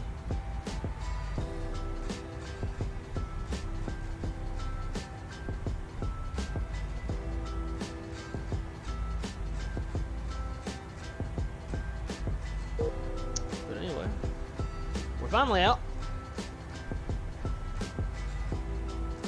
Trying to keep an eye on the centers in case DC comes on. I would imagine they'd be the next ones.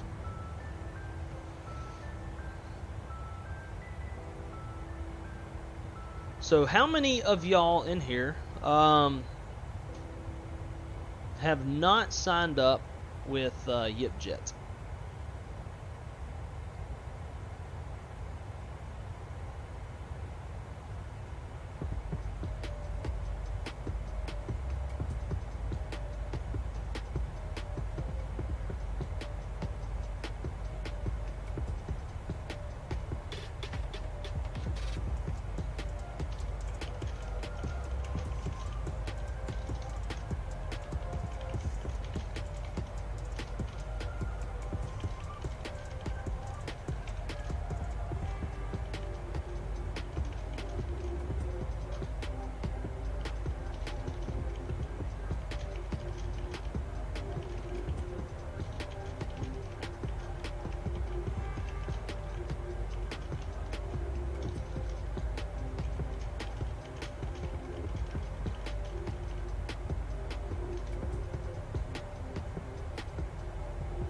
Bam, bam.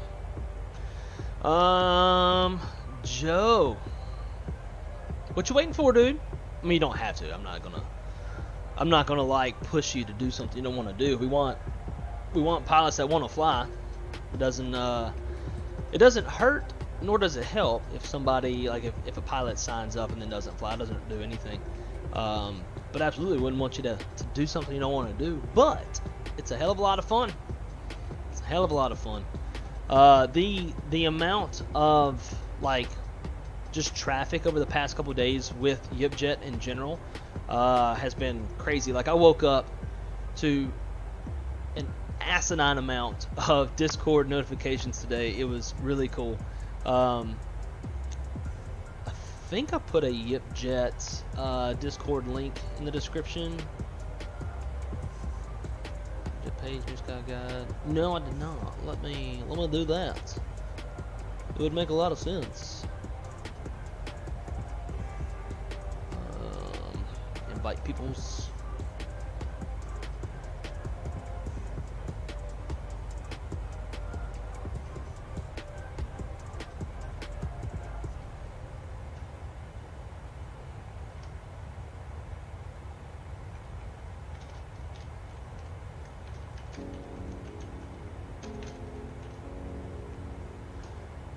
So guys, if any of you don't have or have not joined the YipJet Discord, and you are a YipJet pilot, feel free to click that link I just sent, and that'll take you over to the Discord. And over there, that's where we're going to be posting all of our finances. We've got wish lists, so we've got a wish list for planes, airports, routes, and hubs. We got a help desk channel. We got YouTube channel stuff. Nice dog tag. Just added myself and Shaq to there. We got sim news. We got spot for liveries. We got all sorts of stuff going on. Photo gallery, pilot's lounge for all of us to chat in and talk, whatnot. So if you are interested in becoming a YipJet pilot and hanging out with us and flying with us and making us money, losing us money, having a good old time, we'd love to have you. Unless you're going to be a troll. We think we might have one troll amongst our ranks. We are looking to implement, so when it comes to like canceled flights and trolls, like together, what we're looking at probably doing is a 3-strike, and you're obviously trolling, you're out. So we have one member, seems like maybe all they do is book a flight, cancel it, lose $30,000 to $32,000, and never fly a flight. Not seeing one single flight by this person yet. So for someone like that, where all they're doing is coming in, booking, canceling flights, and costing money, and not benefiting the group at all, not doing any flights. You know, it's not like for example, Bacon. He canceled a flight by accident. He said he apologized and said why he canceled, and like honestly we weren't that worried about it. Like he'd also been flying flights and making money too, so like clearly not a troll. Although we greatly appreciated the gesture. It's very nice. He had a few too many drinks, and like after dinner and cooking dinner and stuff, and flight sim kind of fell by the wayside. I get it. Shit, last night went out, I drank a bunch of margaritas, almost fell asleep, and I was like, you know what, I really want to do a 757 flight tonight. I want to do a 75 flight for sure. And so then I went to the bathroom, and I started feeling super nauseous. And I was like, you know what, fuck it, man. I just lay down on the floor in the bathroom, and I took like a 30-minute nap on the floor in the bathroom at like 12:30 at night. Guess what, though? Then I got up and went and flew my 75 flight, which had an engine failure, and I had to divert to Tampa. And I can actually, we'll look at that. I recorded the video. I did not realize there was no sound, so I haven't posted it to my YouTube channel. But I'm going to show y'all. Porter said, yes, I'm in the Discord now. Let's ride. Well, I have 0 permissions in it and can't see anything, but I'm there. Okay. I don't know if dog tag is still.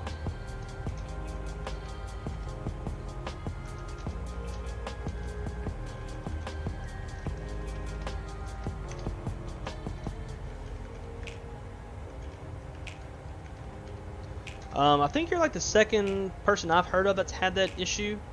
So we'll have to troubleshoot and see what's causing that. Hopefully it's not widespread or anything. I don't know. We'll get that figured out. Captain, are you going to make a fly-by-wire YipJets? So we have actually already made some. We've made 2 thus far.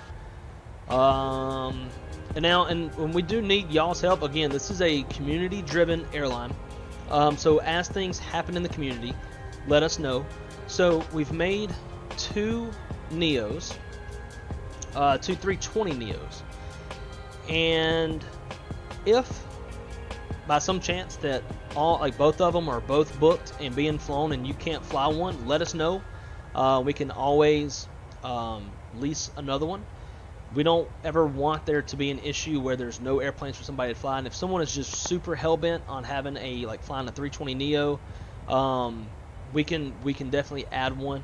Now, if there's other airplane types that you can fly, we would appreciate maybe flying a different aircraft type for that flight until one becomes available, just because it does cost money. It adds to the expenses. So we're trying to we want to stay, within our needs, I guess is what I'm saying. But let's just go cross-check that real quick. Fleets. And yep, so we've got November 201 SO, that is a 320 Neo with the LEAP engines, because the fly-by-wire has LEAPs. And then we've got November 202 SO, which has also the LEAPs. Then we also have 2 320 Classics, which are the Phoenix 320s. So we've got a total of 4 320s. We've got 1 321 XLR. That is an X-plane airplane. And then from there, 2 737-700s, 800s, actually 3 800s, a MAX 8, that's also going to be X-plane. And then 2 737-900 ERs with the 2 auxiliary tanks. So for those of you who love to fly some relatively longer flights and maybe need to carry some gas and an alternate, like maybe if you're doing LA to Atlanta, or not Atlanta, but Atlanta to Charlotte today, probably going to need some extra gas, a lot of bad weather. And then lastly, another X-plane aircraft is going to be November 801 SO. And by the way, SO stands for Shaquille O'Neal, our founder of the YipJETT airline. So all of our planes give that salute to him. So the 75-200 with the Pratt & Whitney engines. And if that ends up getting flown a lot, which I don't think we're going to have as many X-plane users as we do Microsoft Flight Sim, but we can always add a Rolls-Royce or something like that. I wonder if this will show my flight from last night. Probably not. Everything should be zeroed out. Yeah. We tried one flight. We had scheduled one, but we diverted. So it looks like the airplane thus far has cost us $1,000. Which is not bad. Just for one airplane. So here was my flight from last night, and I'll also show you the video after we look at this. So again, we were operating YipJet 1 from Charlotte to Cancun. And the route, I guess I won't look any further south, but the route was to go out this way towards Cancun off the coast of Florida. And around about out here, yeah, you can see right there, engines changed. Engine number 2 cut off. So then I turned the APU on. I started trying to figure out what the hell. It was getting really slow, so I brought out some flaps. And I was like, alright, we're not going to make it. Engine won't relight. So I did not fucking cheat. I didn't slew the airplane. That's horseshit. Unless maybe it was like a pause or something. I thought I slewed, but yeah, I don't even know how to slew in X-plane. But anyway, so declared emergency. Started bringing out some more flaps. Then we had to make a pretty steep descent to get down to the appropriate altitude for the landing in Tampa. So you can see spoilers came out, changed the altimeter 18,000 feet, kept it on coming on down, 10,000, we turned the lights on. Flap, flap, flaps. And then we were a little bit to the left of the center line. A lot of that was because of the asymmetrical thrust. We also touched down a little bit long. We're still just barely within the touchdown zone. Exited here, flaps up, lights off, and then parked the airplane. So it was a little bit butt puckering. And I guess while we're in here too, let's take a look and see what our money's looking like.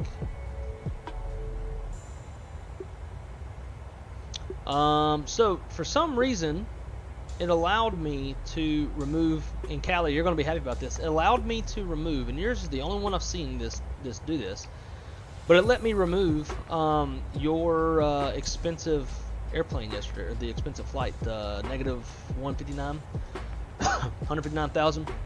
For whatever reason, it let me delete it. So I deleted it, and even though we took some losses on a couple canceled flights, so we had one here. This was Tattooed Bacon, although we're well aware of why, and we are appreciative of his kind gesture to let us know. Even though we had a couple cancels and emergency that didn't cost us anything. So if you do declare an emergency, you can only do it before you land. Everything zeroes out, and if you crash the airplane or anything, it won't count against us. So we're still profitable. Right now we have a positive balance of $26,200. Now that is as of yesterday. That is not including any of today's flights. I believe, what's today, Friday? Yeah. So we'll have one cancel go into today's data so far. Other than that, made almost 10,000 there, almost 15 there, another 7, another 15, almost 16. So we should be okay. We should be fine. Just in roughly Zach's flight and Callie Simmer's flight today, that will pretty much get rid of this loss. And we're tacking on another almost 10,000 and almost another 7,000 there. So we should still be profitable. Hopefully nothing happens with this flight and I cost us money. No pressure. But we'll see what happens. What's this one? Okay. Callie,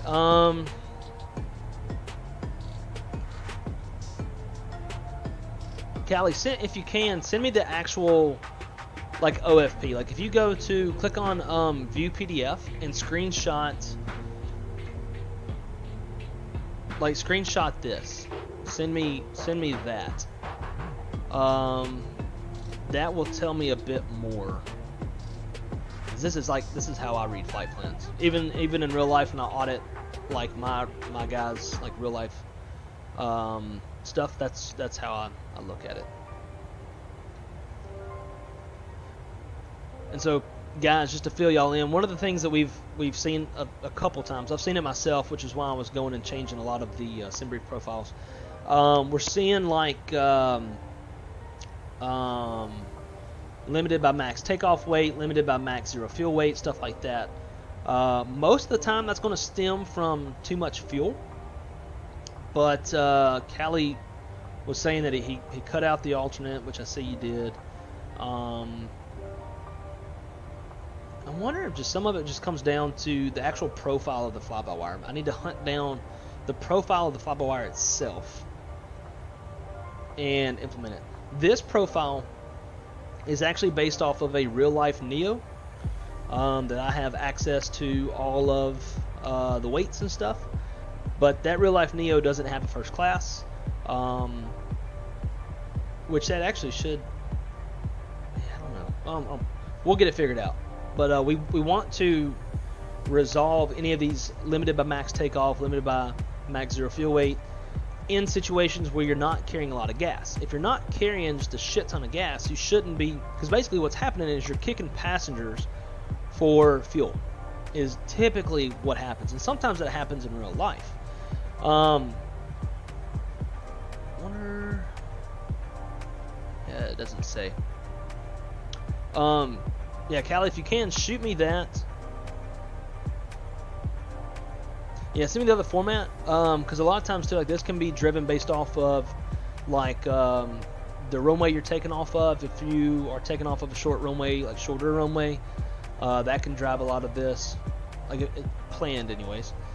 And I do know that Newsky does read your zero fuel weight. So if your zero fuel weight or your weights are too heavy, it's also that's how it is determining whether it can take all the passengers or not. So Porter Dog Tag Gamer just replied and said it should be good now.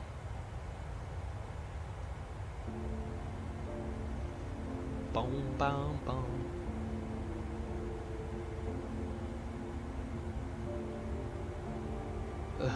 Who the fuck is Waffle? I don't know what that's about. Kid. Happy Friday to everybody. I forgot it's even Friday. To all you folks with regular Monday through Friday jobs, happy Friday to you. I was supposed to go back to work tomorrow, but I need to text my coworker.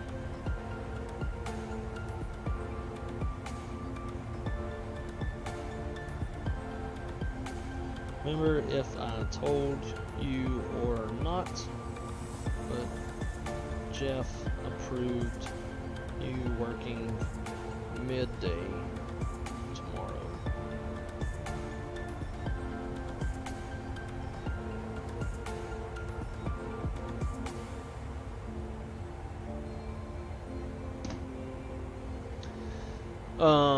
Cool. So let's real quick though show y'all last night's single engine landing in the 7.5.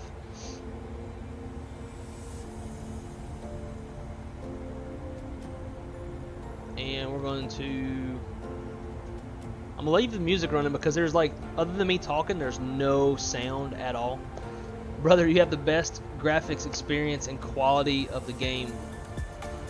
I appreciate that. I bought a very powerful PC just for that reason, to provide the best quality that I could. So I appreciate that. That was my goal. Cool. So let's turn off my camera so that y'all can see this. Music seems like it'd be a little bit loud too. And we'll turn down Microsoft a little bit. Alright, enjoy last night's single engine landing into Tampa.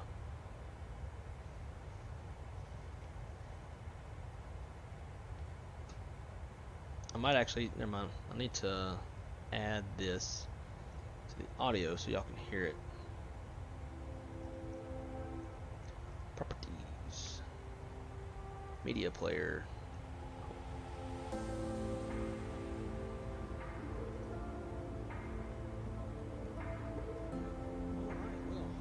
Ladies and gentlemen, so just to bring you up to speed on what's been going on real quick, doing a YipJet flight down to Cancun in the 737. I don't know why that's so damn quiet. We just randomly cruising at 36,000 feet, lost our number 2 engine, could not get it to relight, lowered our altitude, slowed down everything, couldn't get to relight whatsoever. Seems like some sort of a catastrophic failure, so we have declared emergency. That way, no matter what happens, we won't lose money and affect the airline. And we're 1,000 feet from our initial approach fix, or 1,000 feet in altitude, to join the ILS runway 19 right, which is the longest runway in Tampa, and that is where we're making our emergency diversion to. So let's see how this plays out.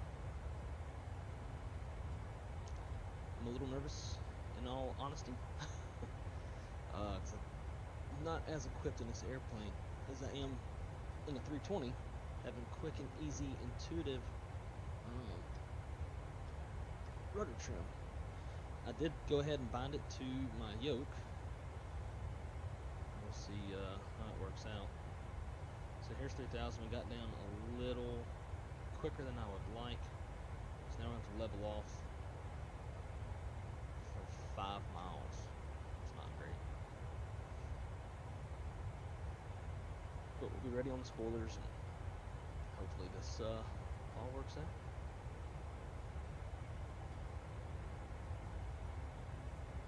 That's stupid. When I click outside of X-Plane,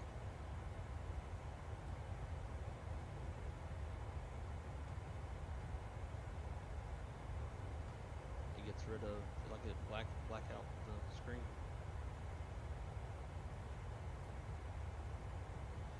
Send a goodbye text to my family.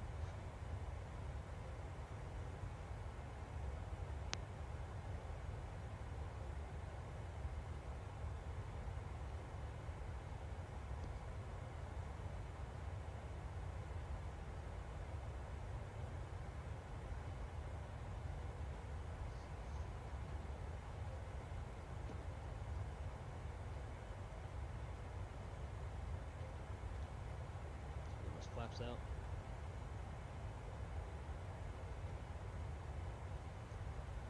So we're going to have to give a lot of left rudder trim for asymmetrical thrust from the left engine trying to push our nose to the right. Kind of see the airplane already having a little bit of a right bank trying to fight that. Actually a left bank as it's turning into the engine.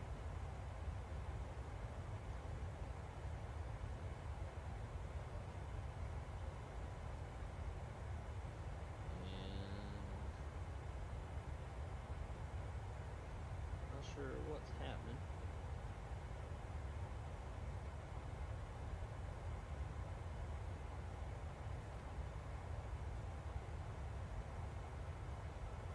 .32 is going to be our target speed.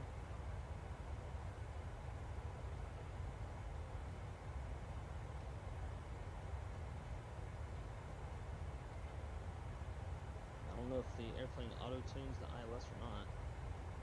Maybe this would be it. No? What is this? No idea what that is. Oh, it's ADF. Oh my god, duh. 108.5. 187 on the course. Should not have my head down right now. It's been a minute since I've flown a 7.5. There we go.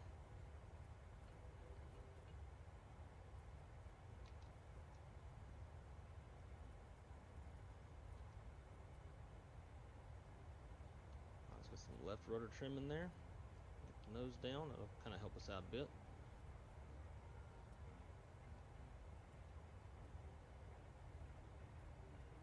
And we can go gear down.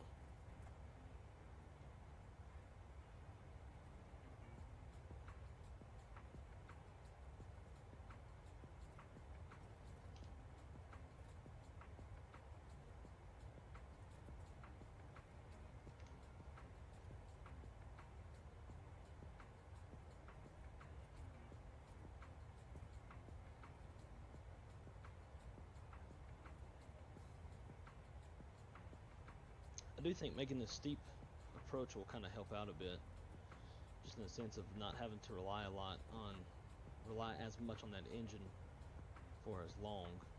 Just kind of glide it down more or less.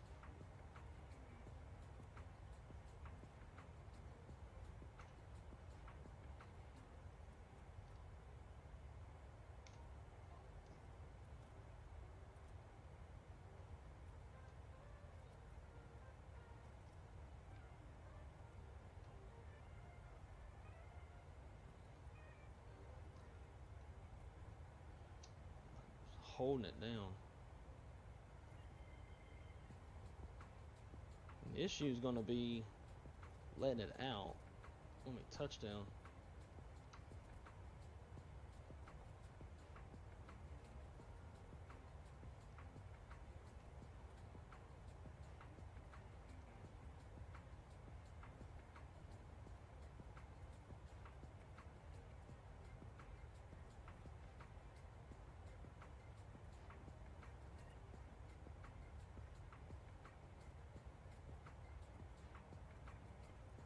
We're high, but other than that, it's not.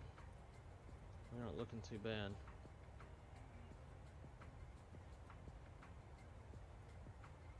Those lights are bright. Let's turn them off. Whew. Can actually see now.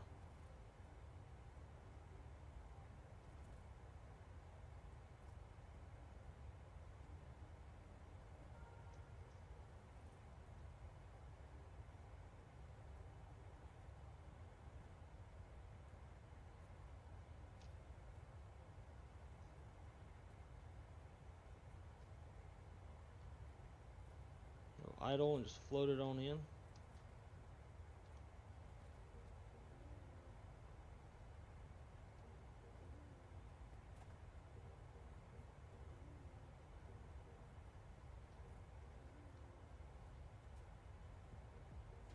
We got a nice long runway, so we'll just get on the brakes a bit. And there we go. Well, we have successfully survived. Losing our number 2 engine. Well, obviously y'all aren't going to be as stressed and breathing as hard as I, but I'm happy to be successfully on the ground here in Tampa. I'm glad it happened before we got out over the ocean, because that would have not been great. Yep. I don't know why that was so damn quiet. But it was real quiet. Let's see. Spotify.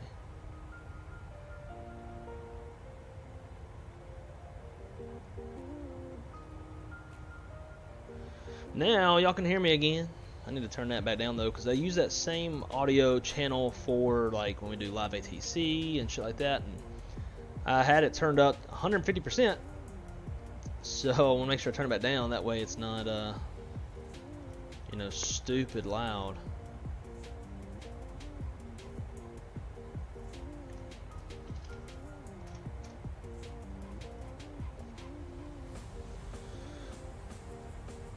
Anyway, so that was my landing last night. I have no idea what caused the engine to shut down. I mean, we'd been flying for like well over an hour, and I was watching Parks and Rec, and all of a sudden I hear like I hear the buses kick off, and I was like, uh-oh, that's not good. And sure enough, we'd lost our number 2 engine. So Callie, I don't know why I was giving you that, because you were nowhere close to your max takeoff weight or max landing weight or your max zero fuel weight. Like I mean, that's such a light fuel load. I mean, hell, fuel loads that light, like used to, Airbus recommended to have a minimum of 10,000 pounds for tip tank, anti-wing fluttering shit. So like back then, they have since removed that, but like this fuel load wouldn't even be good enough because it'd be too less, like, or too little of fuel. Yeah, you were nowhere close. I don't know. That is quite odd.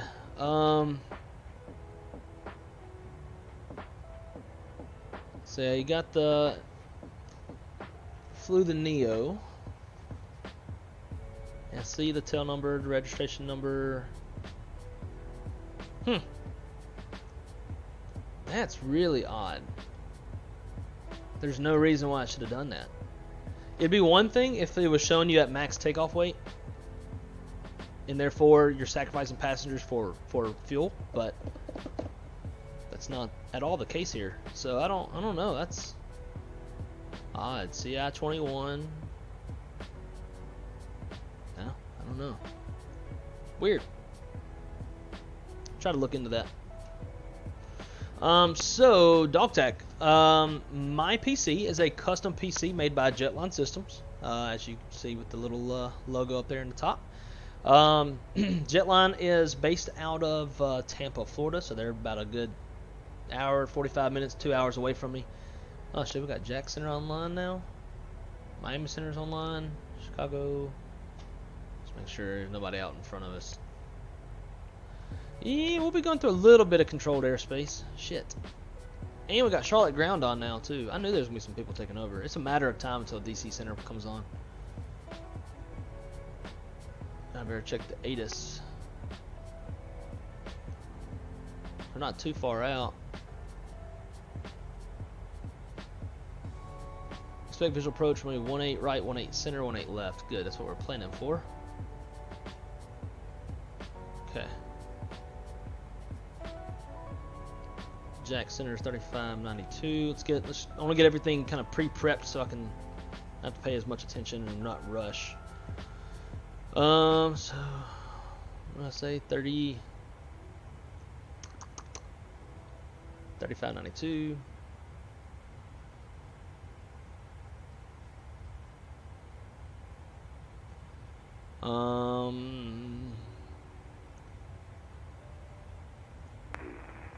Operator and ponder on mode Charlie on all taxiways and runways. Nope. It's supposed to be Jack Center. Why am I hearing the ATIS? Oh, because that's also Philly departure ATIS as well. Huh. whatever. We'll tune ground as we get closer. Let's get our ILS all squared away real quick, so we're not rushing there either. I want 1.8 center if they'll give it to us. It might be. What would they likely give us?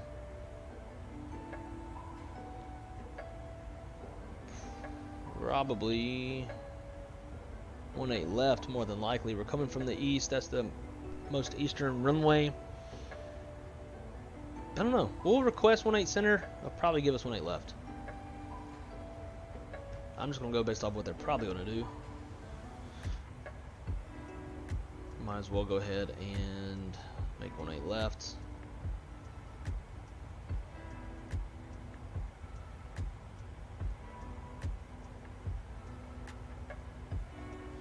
Alright, so there's that.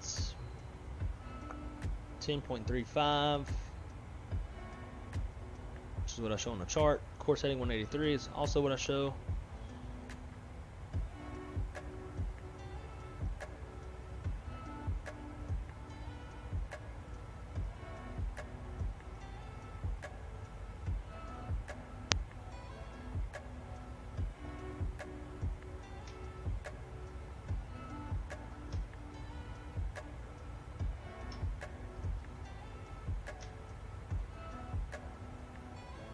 And cool, so we're squared away there. Auto brakes 2 as always. Noise.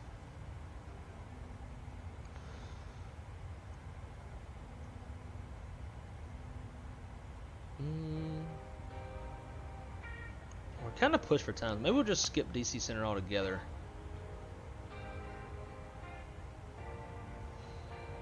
I don't know. It's.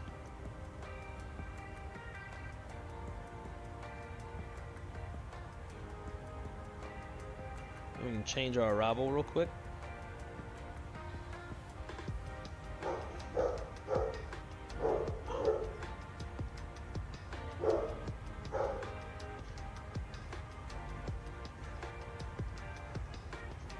We can do the Chisley 5.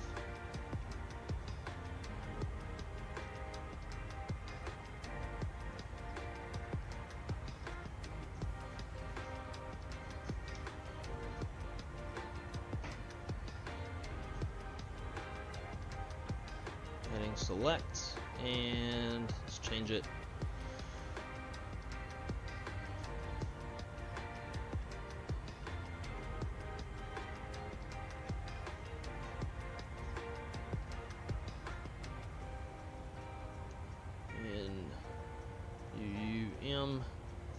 In oh shit, it's like right there. Execute LNAV. Arrival, ILS 1.8 left, Chisley 5, Newman, Cavi, bam. Alright, shortcut.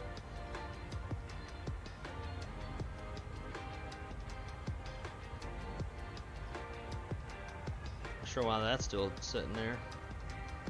Ah. Come on. There we go.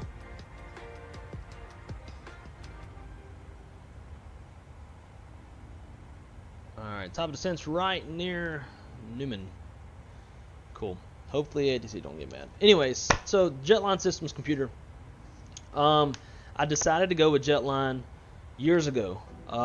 This is my second PC that I've had built by them. They specialize in flight simulation computers. Had my first computer built before Microsoft Flight Sim came out. They had a testing copy where they were able to go in and do a lot of tests, see like really what kind of VRAM you need, etc., etc. I was planning on going all out and doing a 3090 until the bots took over and I couldn't get one, and the costs went through the roof to like $2,300. So initially I was going to do that with an i9, and they actually talked me down. They're like, look dude, like, if you want to, we can do it, and if money's not a factor, we'll do it. It's like, but you don't need an i9. That's going to mean bigger cooler, bigger case. All of these are going to make your costs go up. It's like, you'd be totally fine with an i7, blah blah blah.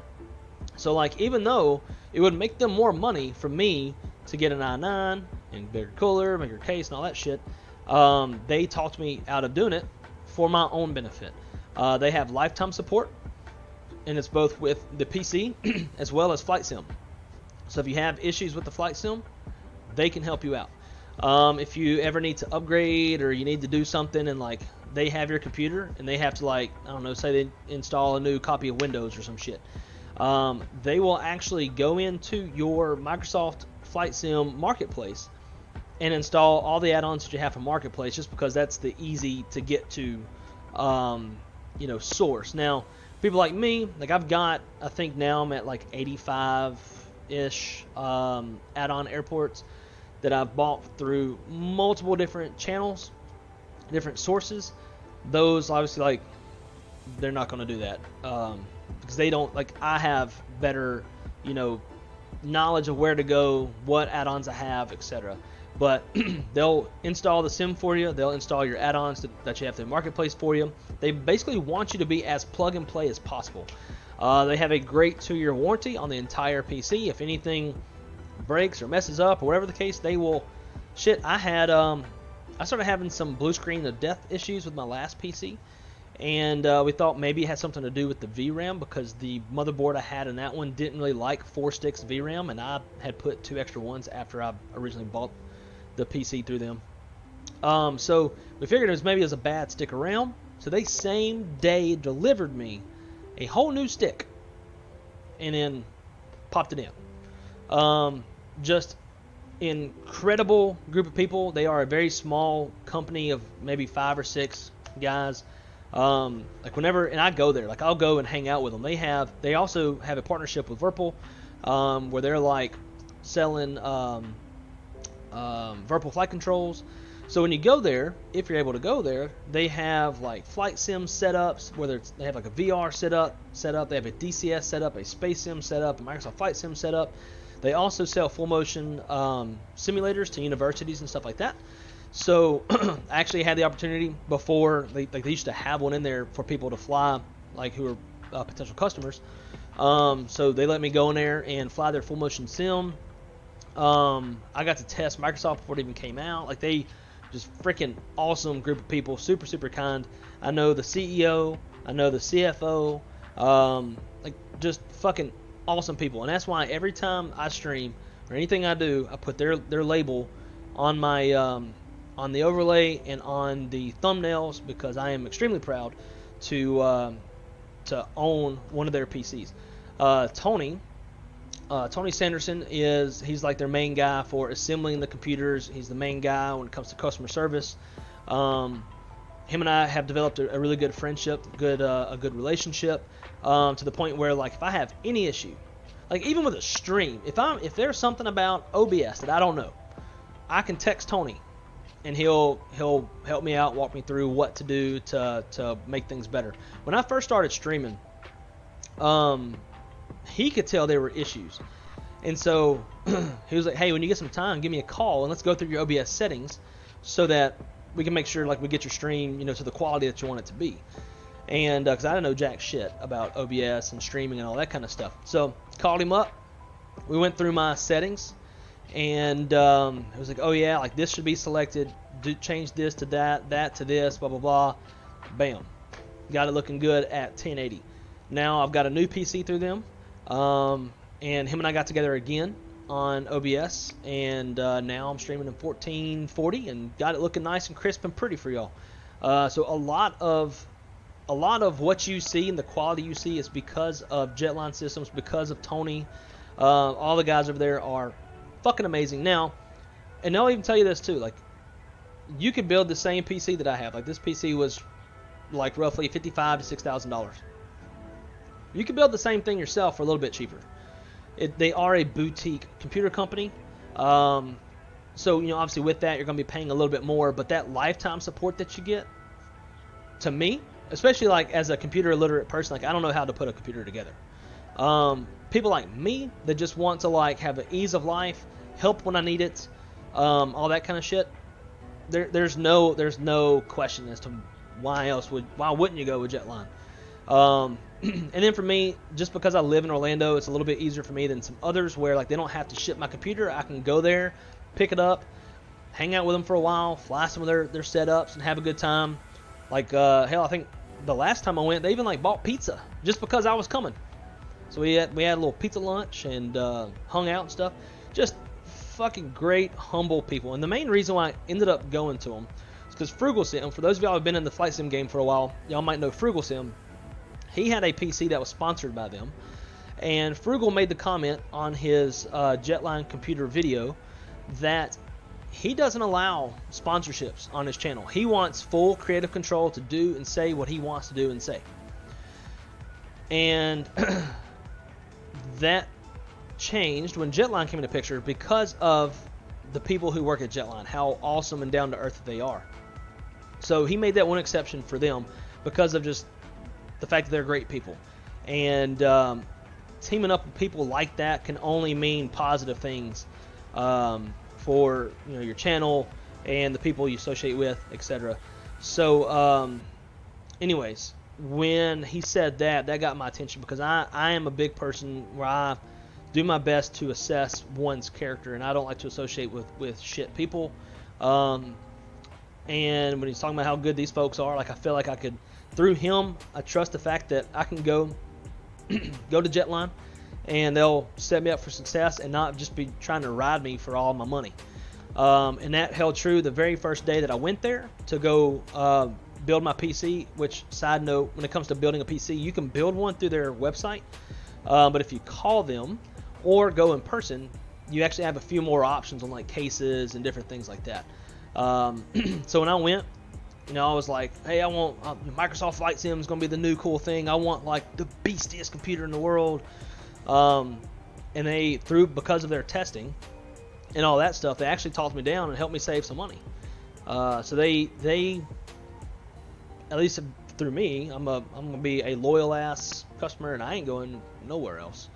So anyways, if you are in the market for a PC, and I know this was kind of a long rant, but if you are in the market for any kind of a flight sim PC, hit them up. Ask for Tony.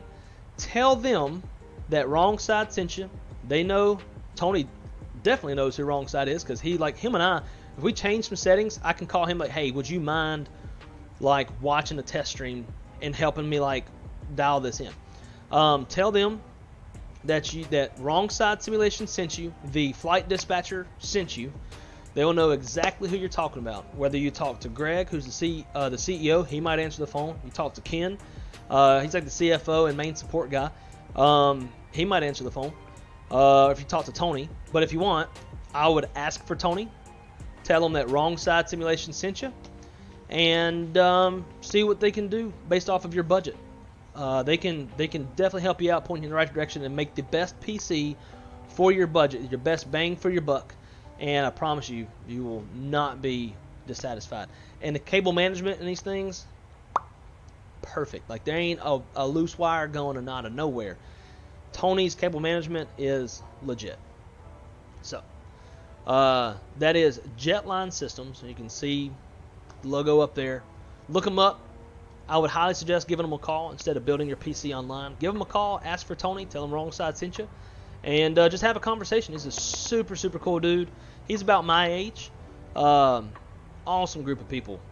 They can definitely get you set up for success. Isn't nice? Absolutely yes. Oh, I think the girlfriend might be home. So we're not in any controlled airspace anymore, so we can descend via the star, bottom altitude. Looks like 6,000. Man, you had to like really pick your way through this chart and look at it.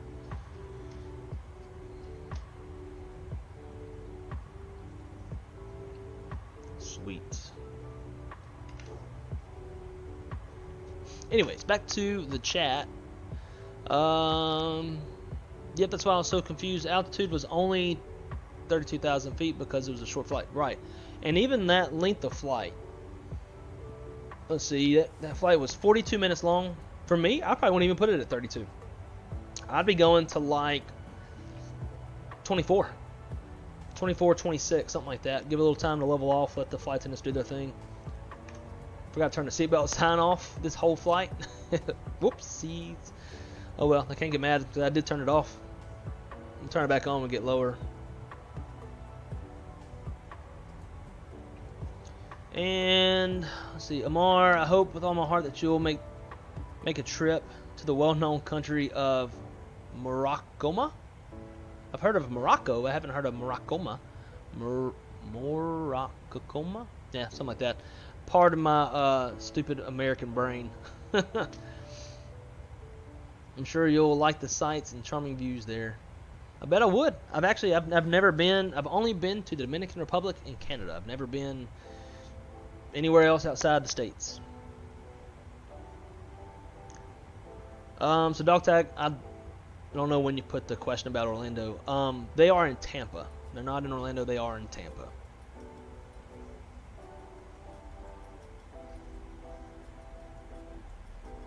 Shaq said, after you fly tonight, I'm going to stream A320 flight out of DCA. Keep the monies coming. You damn right. What, you say you're going to fly a 320. Well, hopefully there's a 320 for you in DCA. Let's see what we got going right now, if there is even an airplane for you.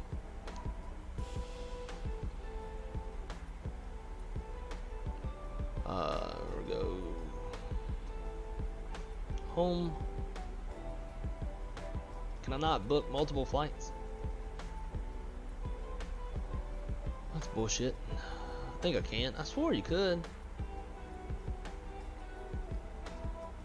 Oh. My airlines. Let's go to fleet. And let's go to. I'll do stats. Yep, so we got a Max sitting in sorry, that's Charlotte. I was thinking Charlotte, not DC. Denver, Atlanta, LA, Denver, JFK, Denver, San Juan, LA. No airplanes in DC. But you know, I know a manager who can move an airplane around. So it looks like both of our 320 Classics are sitting in Denver. So we definitely need to get at least one of those out of there, get it going somewhere else. Let's see where our Neos at. 320 Neos, we got one in Atlanta and one in LA. It looks like both of those have lost money. It's like one flight on each. Stats. That's just because it hasn't processed the flights yet. So, just for example, on this on November 202 SO, it's cost $750 to lease this aircraft, but it has not processed CaliSim's profit yet of $9,800. So this airplane will go into a positive balance once that processes. I wish stuff was like instant. That'd be nice. Let's look at the other one, 201 SO, which is sitting in Atlanta. So this one will not be profitable for a little while. So we had this Josh guy who booked a flight and then canceled it. So up till that point, so we were negative 750 on this airplane. So that's also going to mean, let's break out a calculator. So if we're 750 plus 31,000, so we're in the hole, $31,750 on this airplane to start, and then once it processes CaliSimmer's flight of another 14 point almost 5. No, I don't get clear. 31,750 minus 14,450. So this airplane will be negative $17,300. That's just for leasing and this guy who is on their final strike. If they cancel one more, they'll be gone.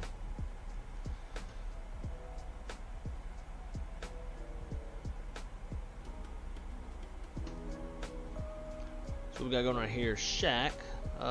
This plus 23. I'm curious to know what that is. Ah, that's a 23-minute delay. Come on, man. Watch that clock. Actually, I don't know if you were flying VATSIM or anything like that. Stuff can happen. But this is why, guys, y'all hear me preaching a lot, and I'm so focused about the... Oh, it looks like y'all... Did you have a go-around? You had a go-around. Ah, look at that. Flew a little loop-de-loop. Flew another little loop-de-loop. So that definitely will contribute, obviously, and stuff like that. If you're unstable, I would rather you take a delay than land unstable and lose money. Because that's the thing, is like, yeah, he was 23 minutes delayed, but 0 penalties. Had he landed unstable or something of that nature, it would have cost us money. And yeah, we might have been a little bit more on time, probably still delayed, but we've been penalties and lost revenue. So, good call on Shaq for going around.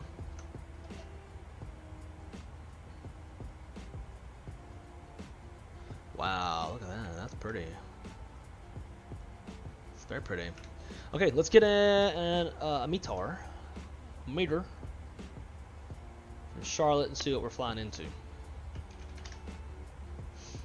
Ah, weather's actually not bad. Winds 240 at 3 knots, 10 statute miles, scattered at 5,000, scattered 9,000, broken at 14,000, broken 17,000, broken 25,000, temperature's 20, dew point 19, altimeter 2988. Get that preset there, get that preset there. It's so tiny.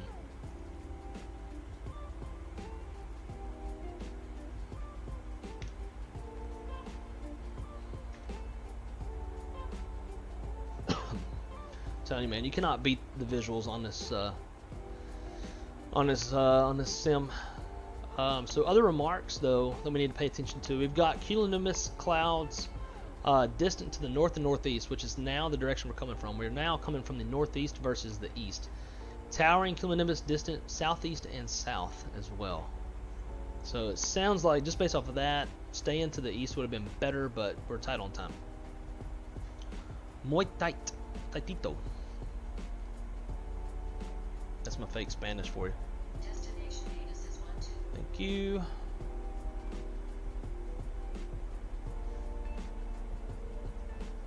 Let's see what we're... So just passed a big ol' sail to our right a minute ago. In real life, obviously, it's not going to look like shit on here. The weather is way too dumbed down on this thing.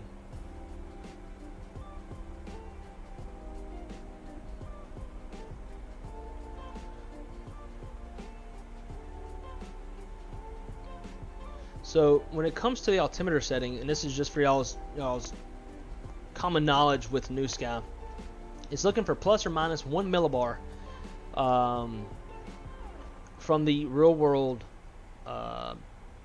barometric pressure or altimeter setting. So as long as you've got plus minus 1 millibar from the real life thing, you're good. Just make sure that it's actually set. 2988, 2988, 2988, sweet.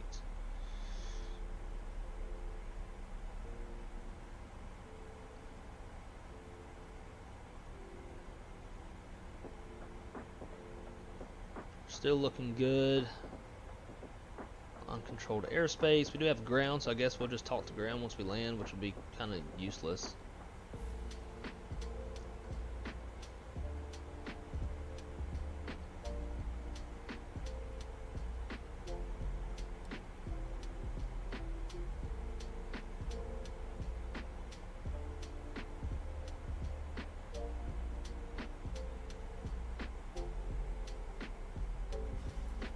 I'm gonna go direct Nadu. I don't think we will have to. Yeah, so we're good on that altitude. We can make that up pretty easy. Just a little shortcut there.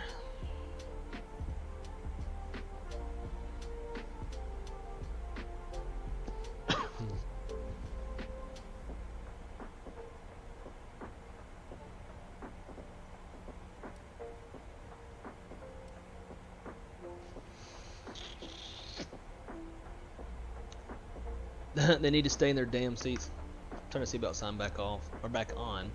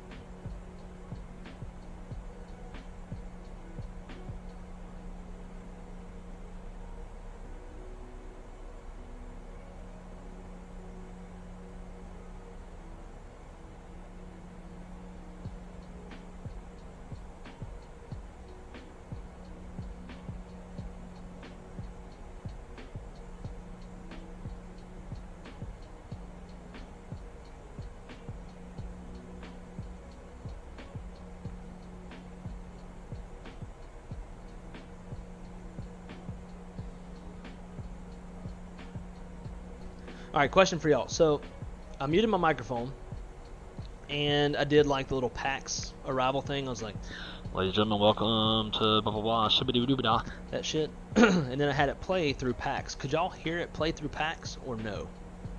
To me, I was looking at the feedback on the audio. I didn't see any channels that looked like PAX was talking. Like that y'all could hear it. It was being ingested. Alright, it's 13 degrees Celsius outside. So we'll be getting that engine anti-ice on here shortly.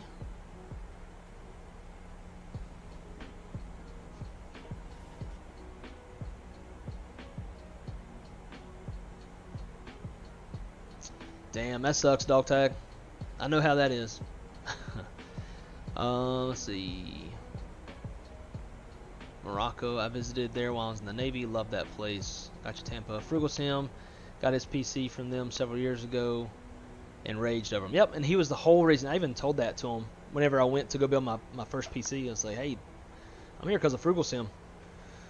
I just booked LAX Denver flight. Will depart in about 30 minutes. Nice.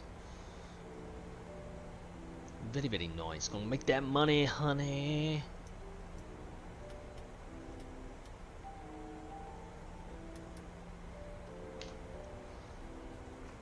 And 12 degrees. Just waiting for. Actually, it should get warmer the lower we get. So I doubt we'll have any issues. I'll throw out the boards.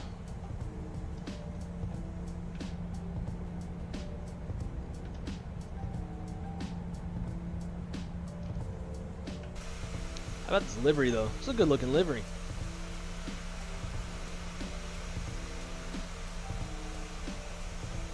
Mine is working.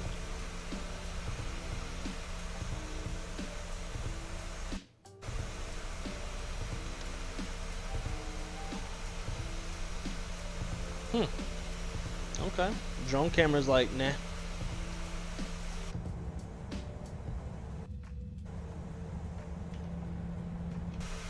think I was in the wrong. Yeah, I was in the wrong. Yeah, well, look how good this airplane looks.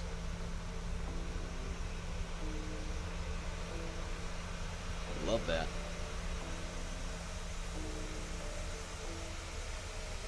Alright, back to the pit of cock.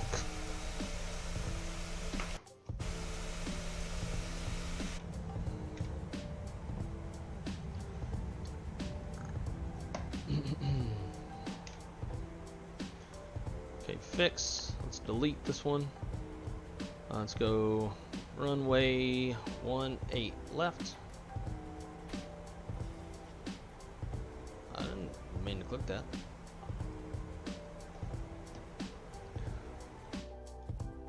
Dude, what the fuck? Anyways, 18 left. 5 miles. Should be good on everything else. 31. Winds are light, so we'll just keep our target speed at that.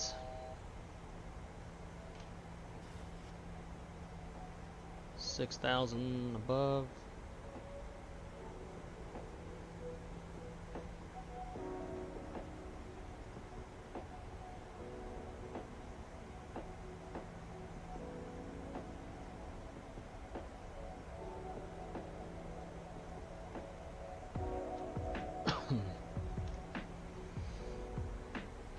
We'll hold at 6,000 feet for a minute. Just kind of shortening up that approach.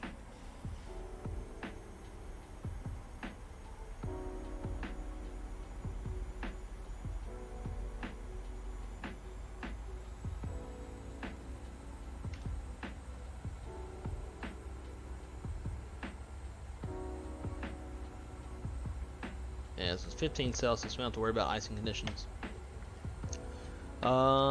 Stop hogging the bird, Callie. I gotta catch a flight out of Phoenix. Now, if y'all need me to move an airplane somewhere, I can definitely do that. I would rather do that than lease a new airplane. So if there's a specific airplane that you need that's not being used, I can definitely do that. Myself or Shaq. So I just pulled up SimBrief, a new flight saying 151 passengers. Can I bump that to 155? What's Newsky telling you after you book the flight and it tells you how many passengers? Like, even my flight wasn't completely full. I'm gonna put in 4,000 so this thing will come down, or 3,000. Let's see. Newsky, my flights. So it's giving me, I have 123 passengers out of 128. Now, it might be because of the fluctuation in, like when I changed the ticket prices a little bit, like 20%. So I might need to dial it down some. But I am going to go through everybody's flights for today, probably tomorrow, and just kind of analyze the bookings and see how full all the flights are. So I can make a determination of how I need to adjust the ticket prices.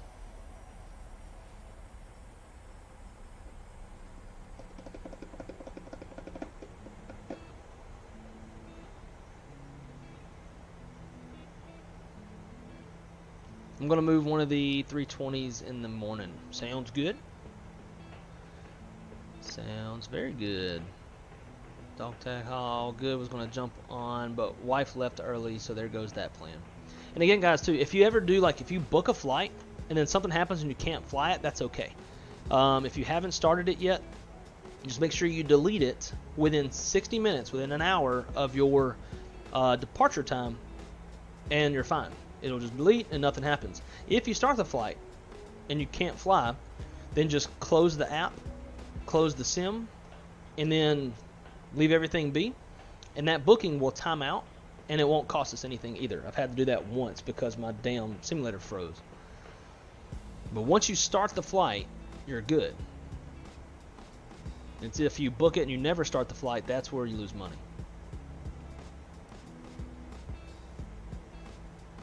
Alright, let's go speed intervene, dial it down.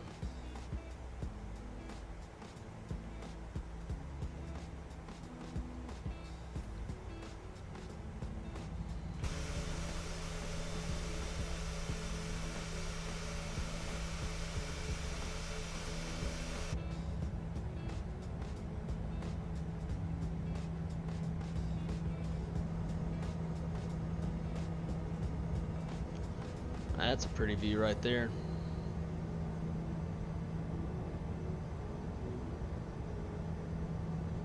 Snipped.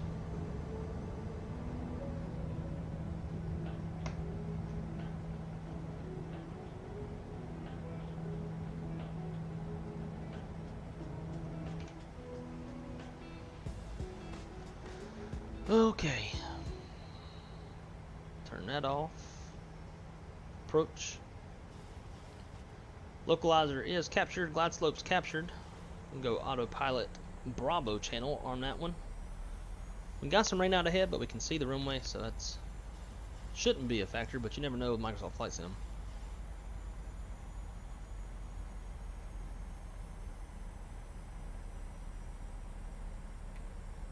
No flaps 5.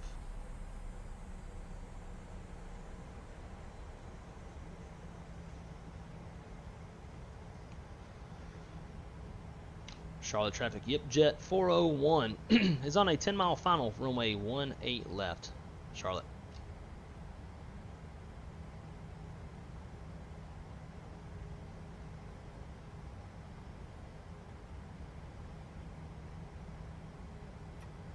Flaps 10. We're just going to kind of coast it on down. Help us save some gas. If I'd known the weather was going to look like this, I wouldn't even put an alternate, but the forecast looked terrible.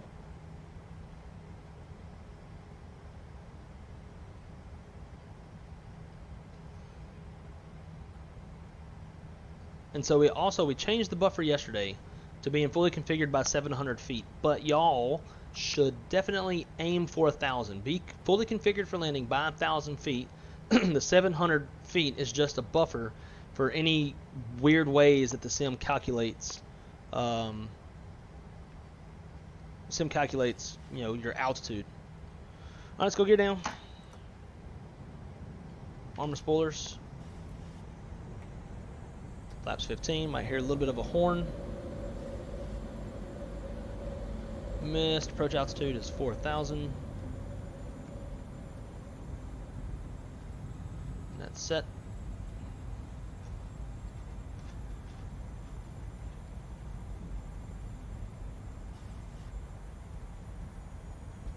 Flaps 25. Flaps 30. Alrighty. Let's not lose any money.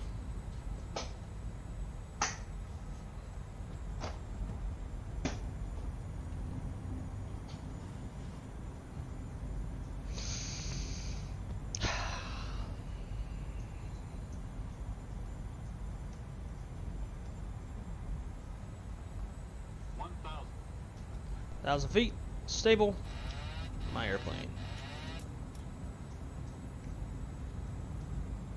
That taxi light on. Charlotte traffic, YipJETT 401 is on a 4-mile final, 18 left. Charlotte. Got a right quartering headwind, fluctuating from like 8 knots to like 11 knots or so.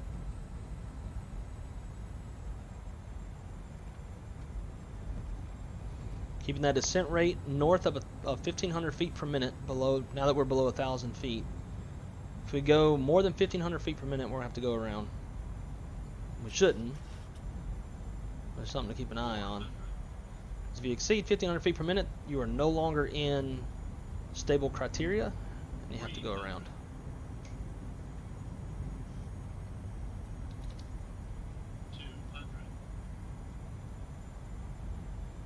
Aiming at the threshold, compensate for the flare. 50, 40, 30, 20. Fuck. 10. Wind gusts.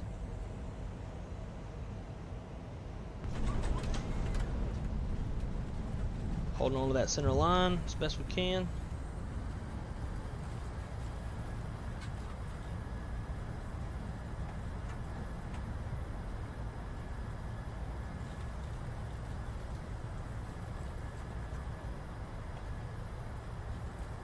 Manual braking.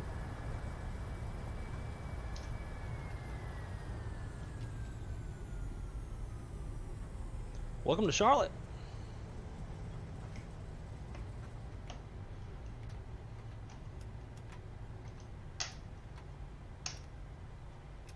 And we're going to hold right here, switch over to ground, talk to them.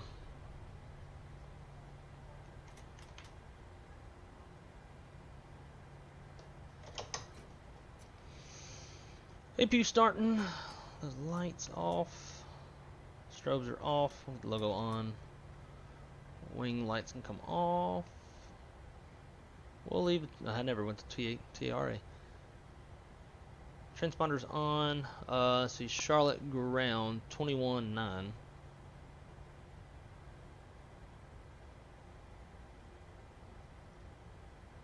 Come on, dude.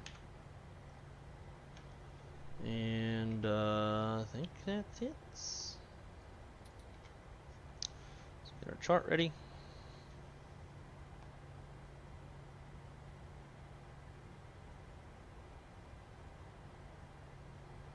Taxi, parking gates,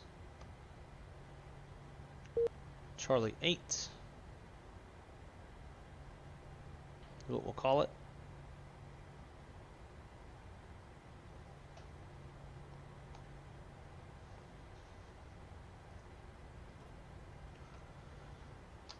Howdy, howdy, Charlotte ground, YipJETT 401, just exited off of runway 18 left at Charlie 4.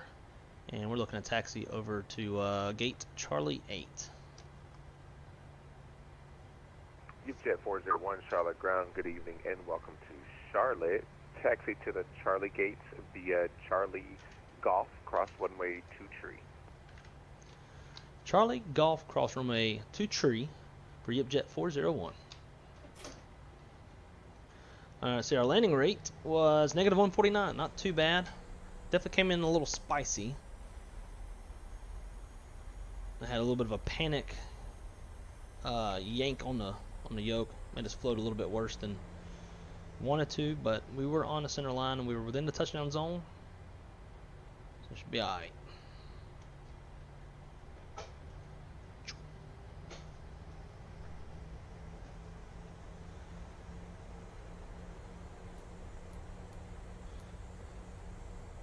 So as soon as we park, we'll have a quick little debrief on Newsky, and then we'll be jumping off. Girlfriend and I are going to the Cheesecake Factory tonight. If I remember correctly, I think, Shaq, isn't Cheesecake Factory like one of your favorites?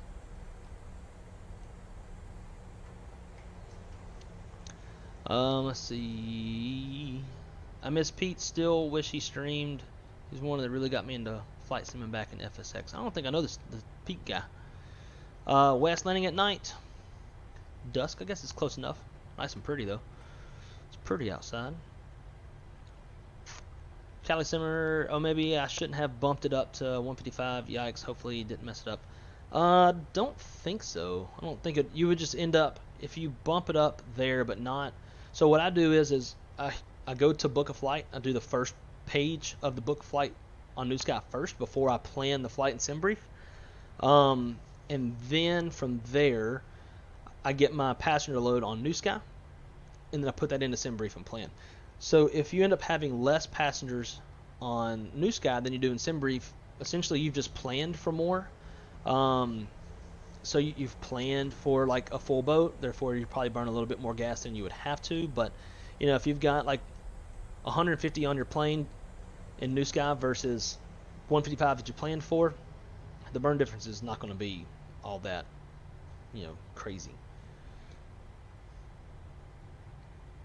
Alright, he said Charlie Golf cross 23.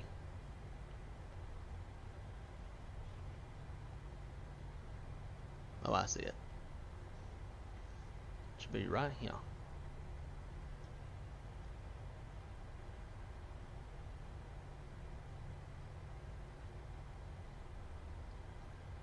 Man, look at that. Look how just look how pretty that is.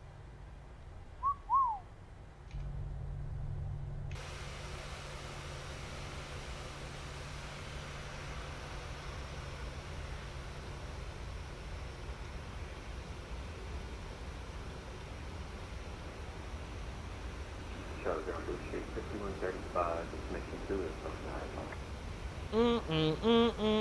Hi. That is pretty.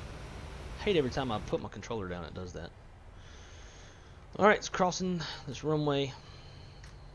Blue Street 5135, Charlotte ground, standby. Clear left, clear right.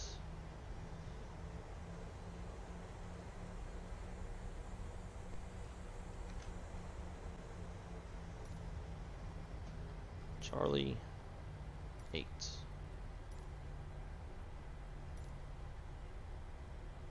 There they are. Landing lights off. Okay, sorry about that. Blue Streak 5135, you are cleared to the Pensacola International Airport via the Esther 4 departure YIPJETT transition. Then it's filed. Maintain 8,000, expect flight level 380, 10 minutes after departure. Departure is offline, squawk 3173. No problem. Blue Streak 5135, cleared to Pensacola via the Esther 4 departure YIPJETT transition. Then it's filed. This file will be 8,000, we'll expect 380, 10 minutes after, and the squawk will be 3173.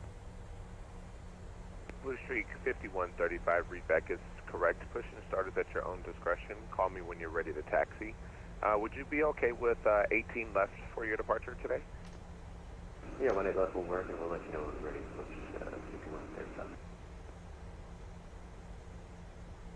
5135. Alright. This looks like the damn... Oh, every freaking time, man. I updated FS Dream Team, and every time I do, it kicks out the airport and puts in the default. I have to bring it back in every time. So, sorry for the default airport. Try to never have default. Alright. Idle. Parking brake set. APU's on the bus. Shutting down 1, shutting down 2. Engines shut down. Let's get that beacon off. Sweet. Hydraulics off. Probe heat off. Fuel pumps off. Complete the flight on Volanta. And we can disconnect from VATSIM.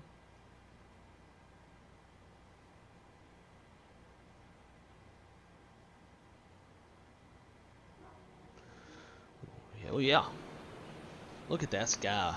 Hey, hey, hey, hey.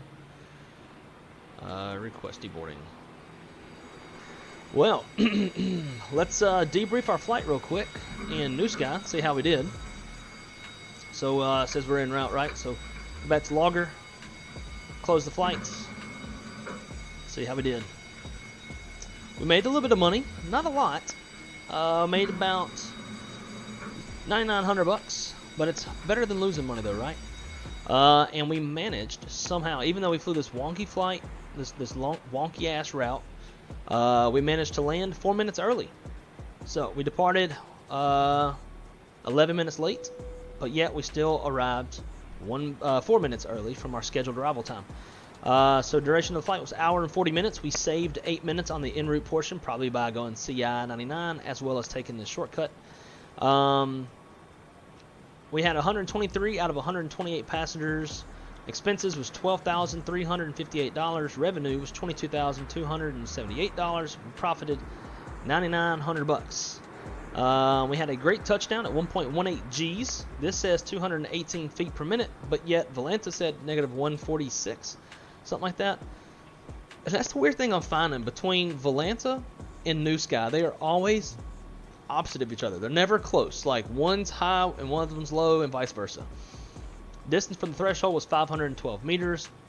It's not bad at all. It was a little floaty, but not too terribly bad. Let's go take a look at where we touched down at.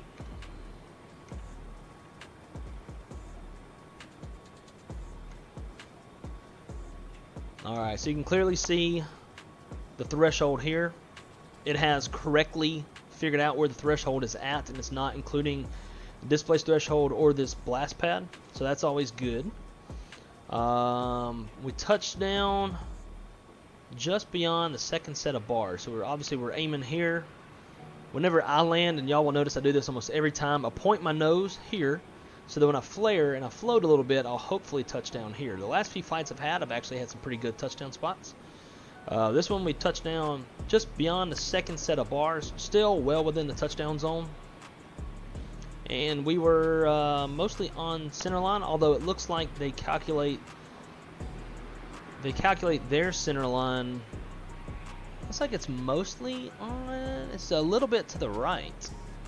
It looks closer here, and it's almost like it drifts off to the right a little ways, and then it's like back on track.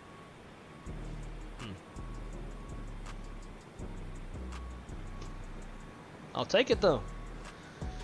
Another 10 grand going to the bank. Don't know if we'll hold it, you know, depending on how the profits go for today versus expenses, stuff like that. Got a 10.0 pilot rating, so that will contribute to our overall rating. So our airline rating right now is 8.85. The better we fly, the more flights we fly, the higher this number will go. Right now we are hyperactive, which is really cool. We hit hyperactive yesterday, so it's pretty neat to see. So we can compare ourselves to like this Osprey Airlines are fucking huge. They got 240 pilots. We've got 30. And they have a 9.11 rating. Top Sky Airlines, they've got 83, so they're just double our size.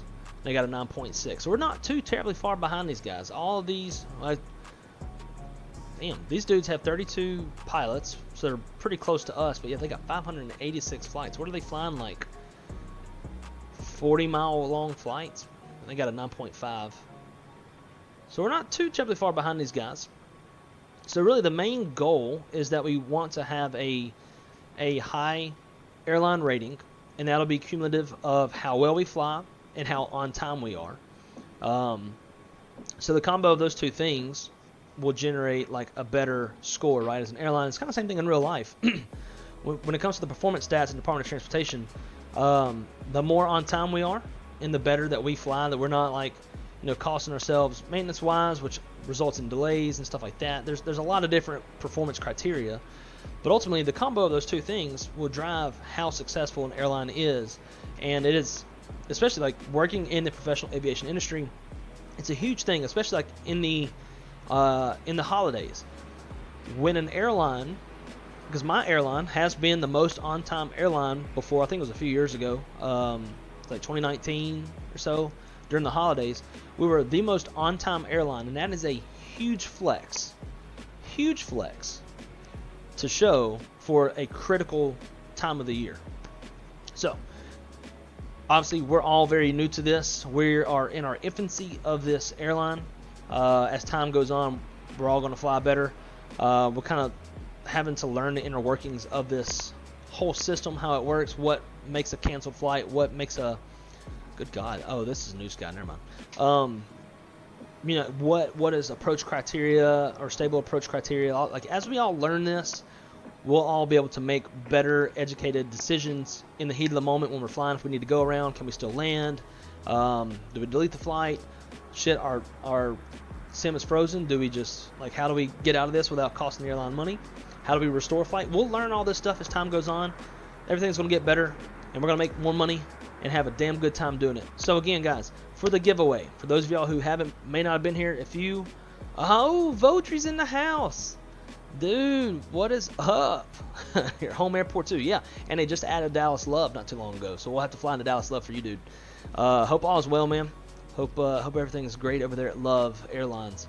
But anyways, guys, for the giveaway, all you have to do, join YipJet Airways in Newsky, and fly the most flights until between now and Tuesday. Well, really yesterday and Tuesday.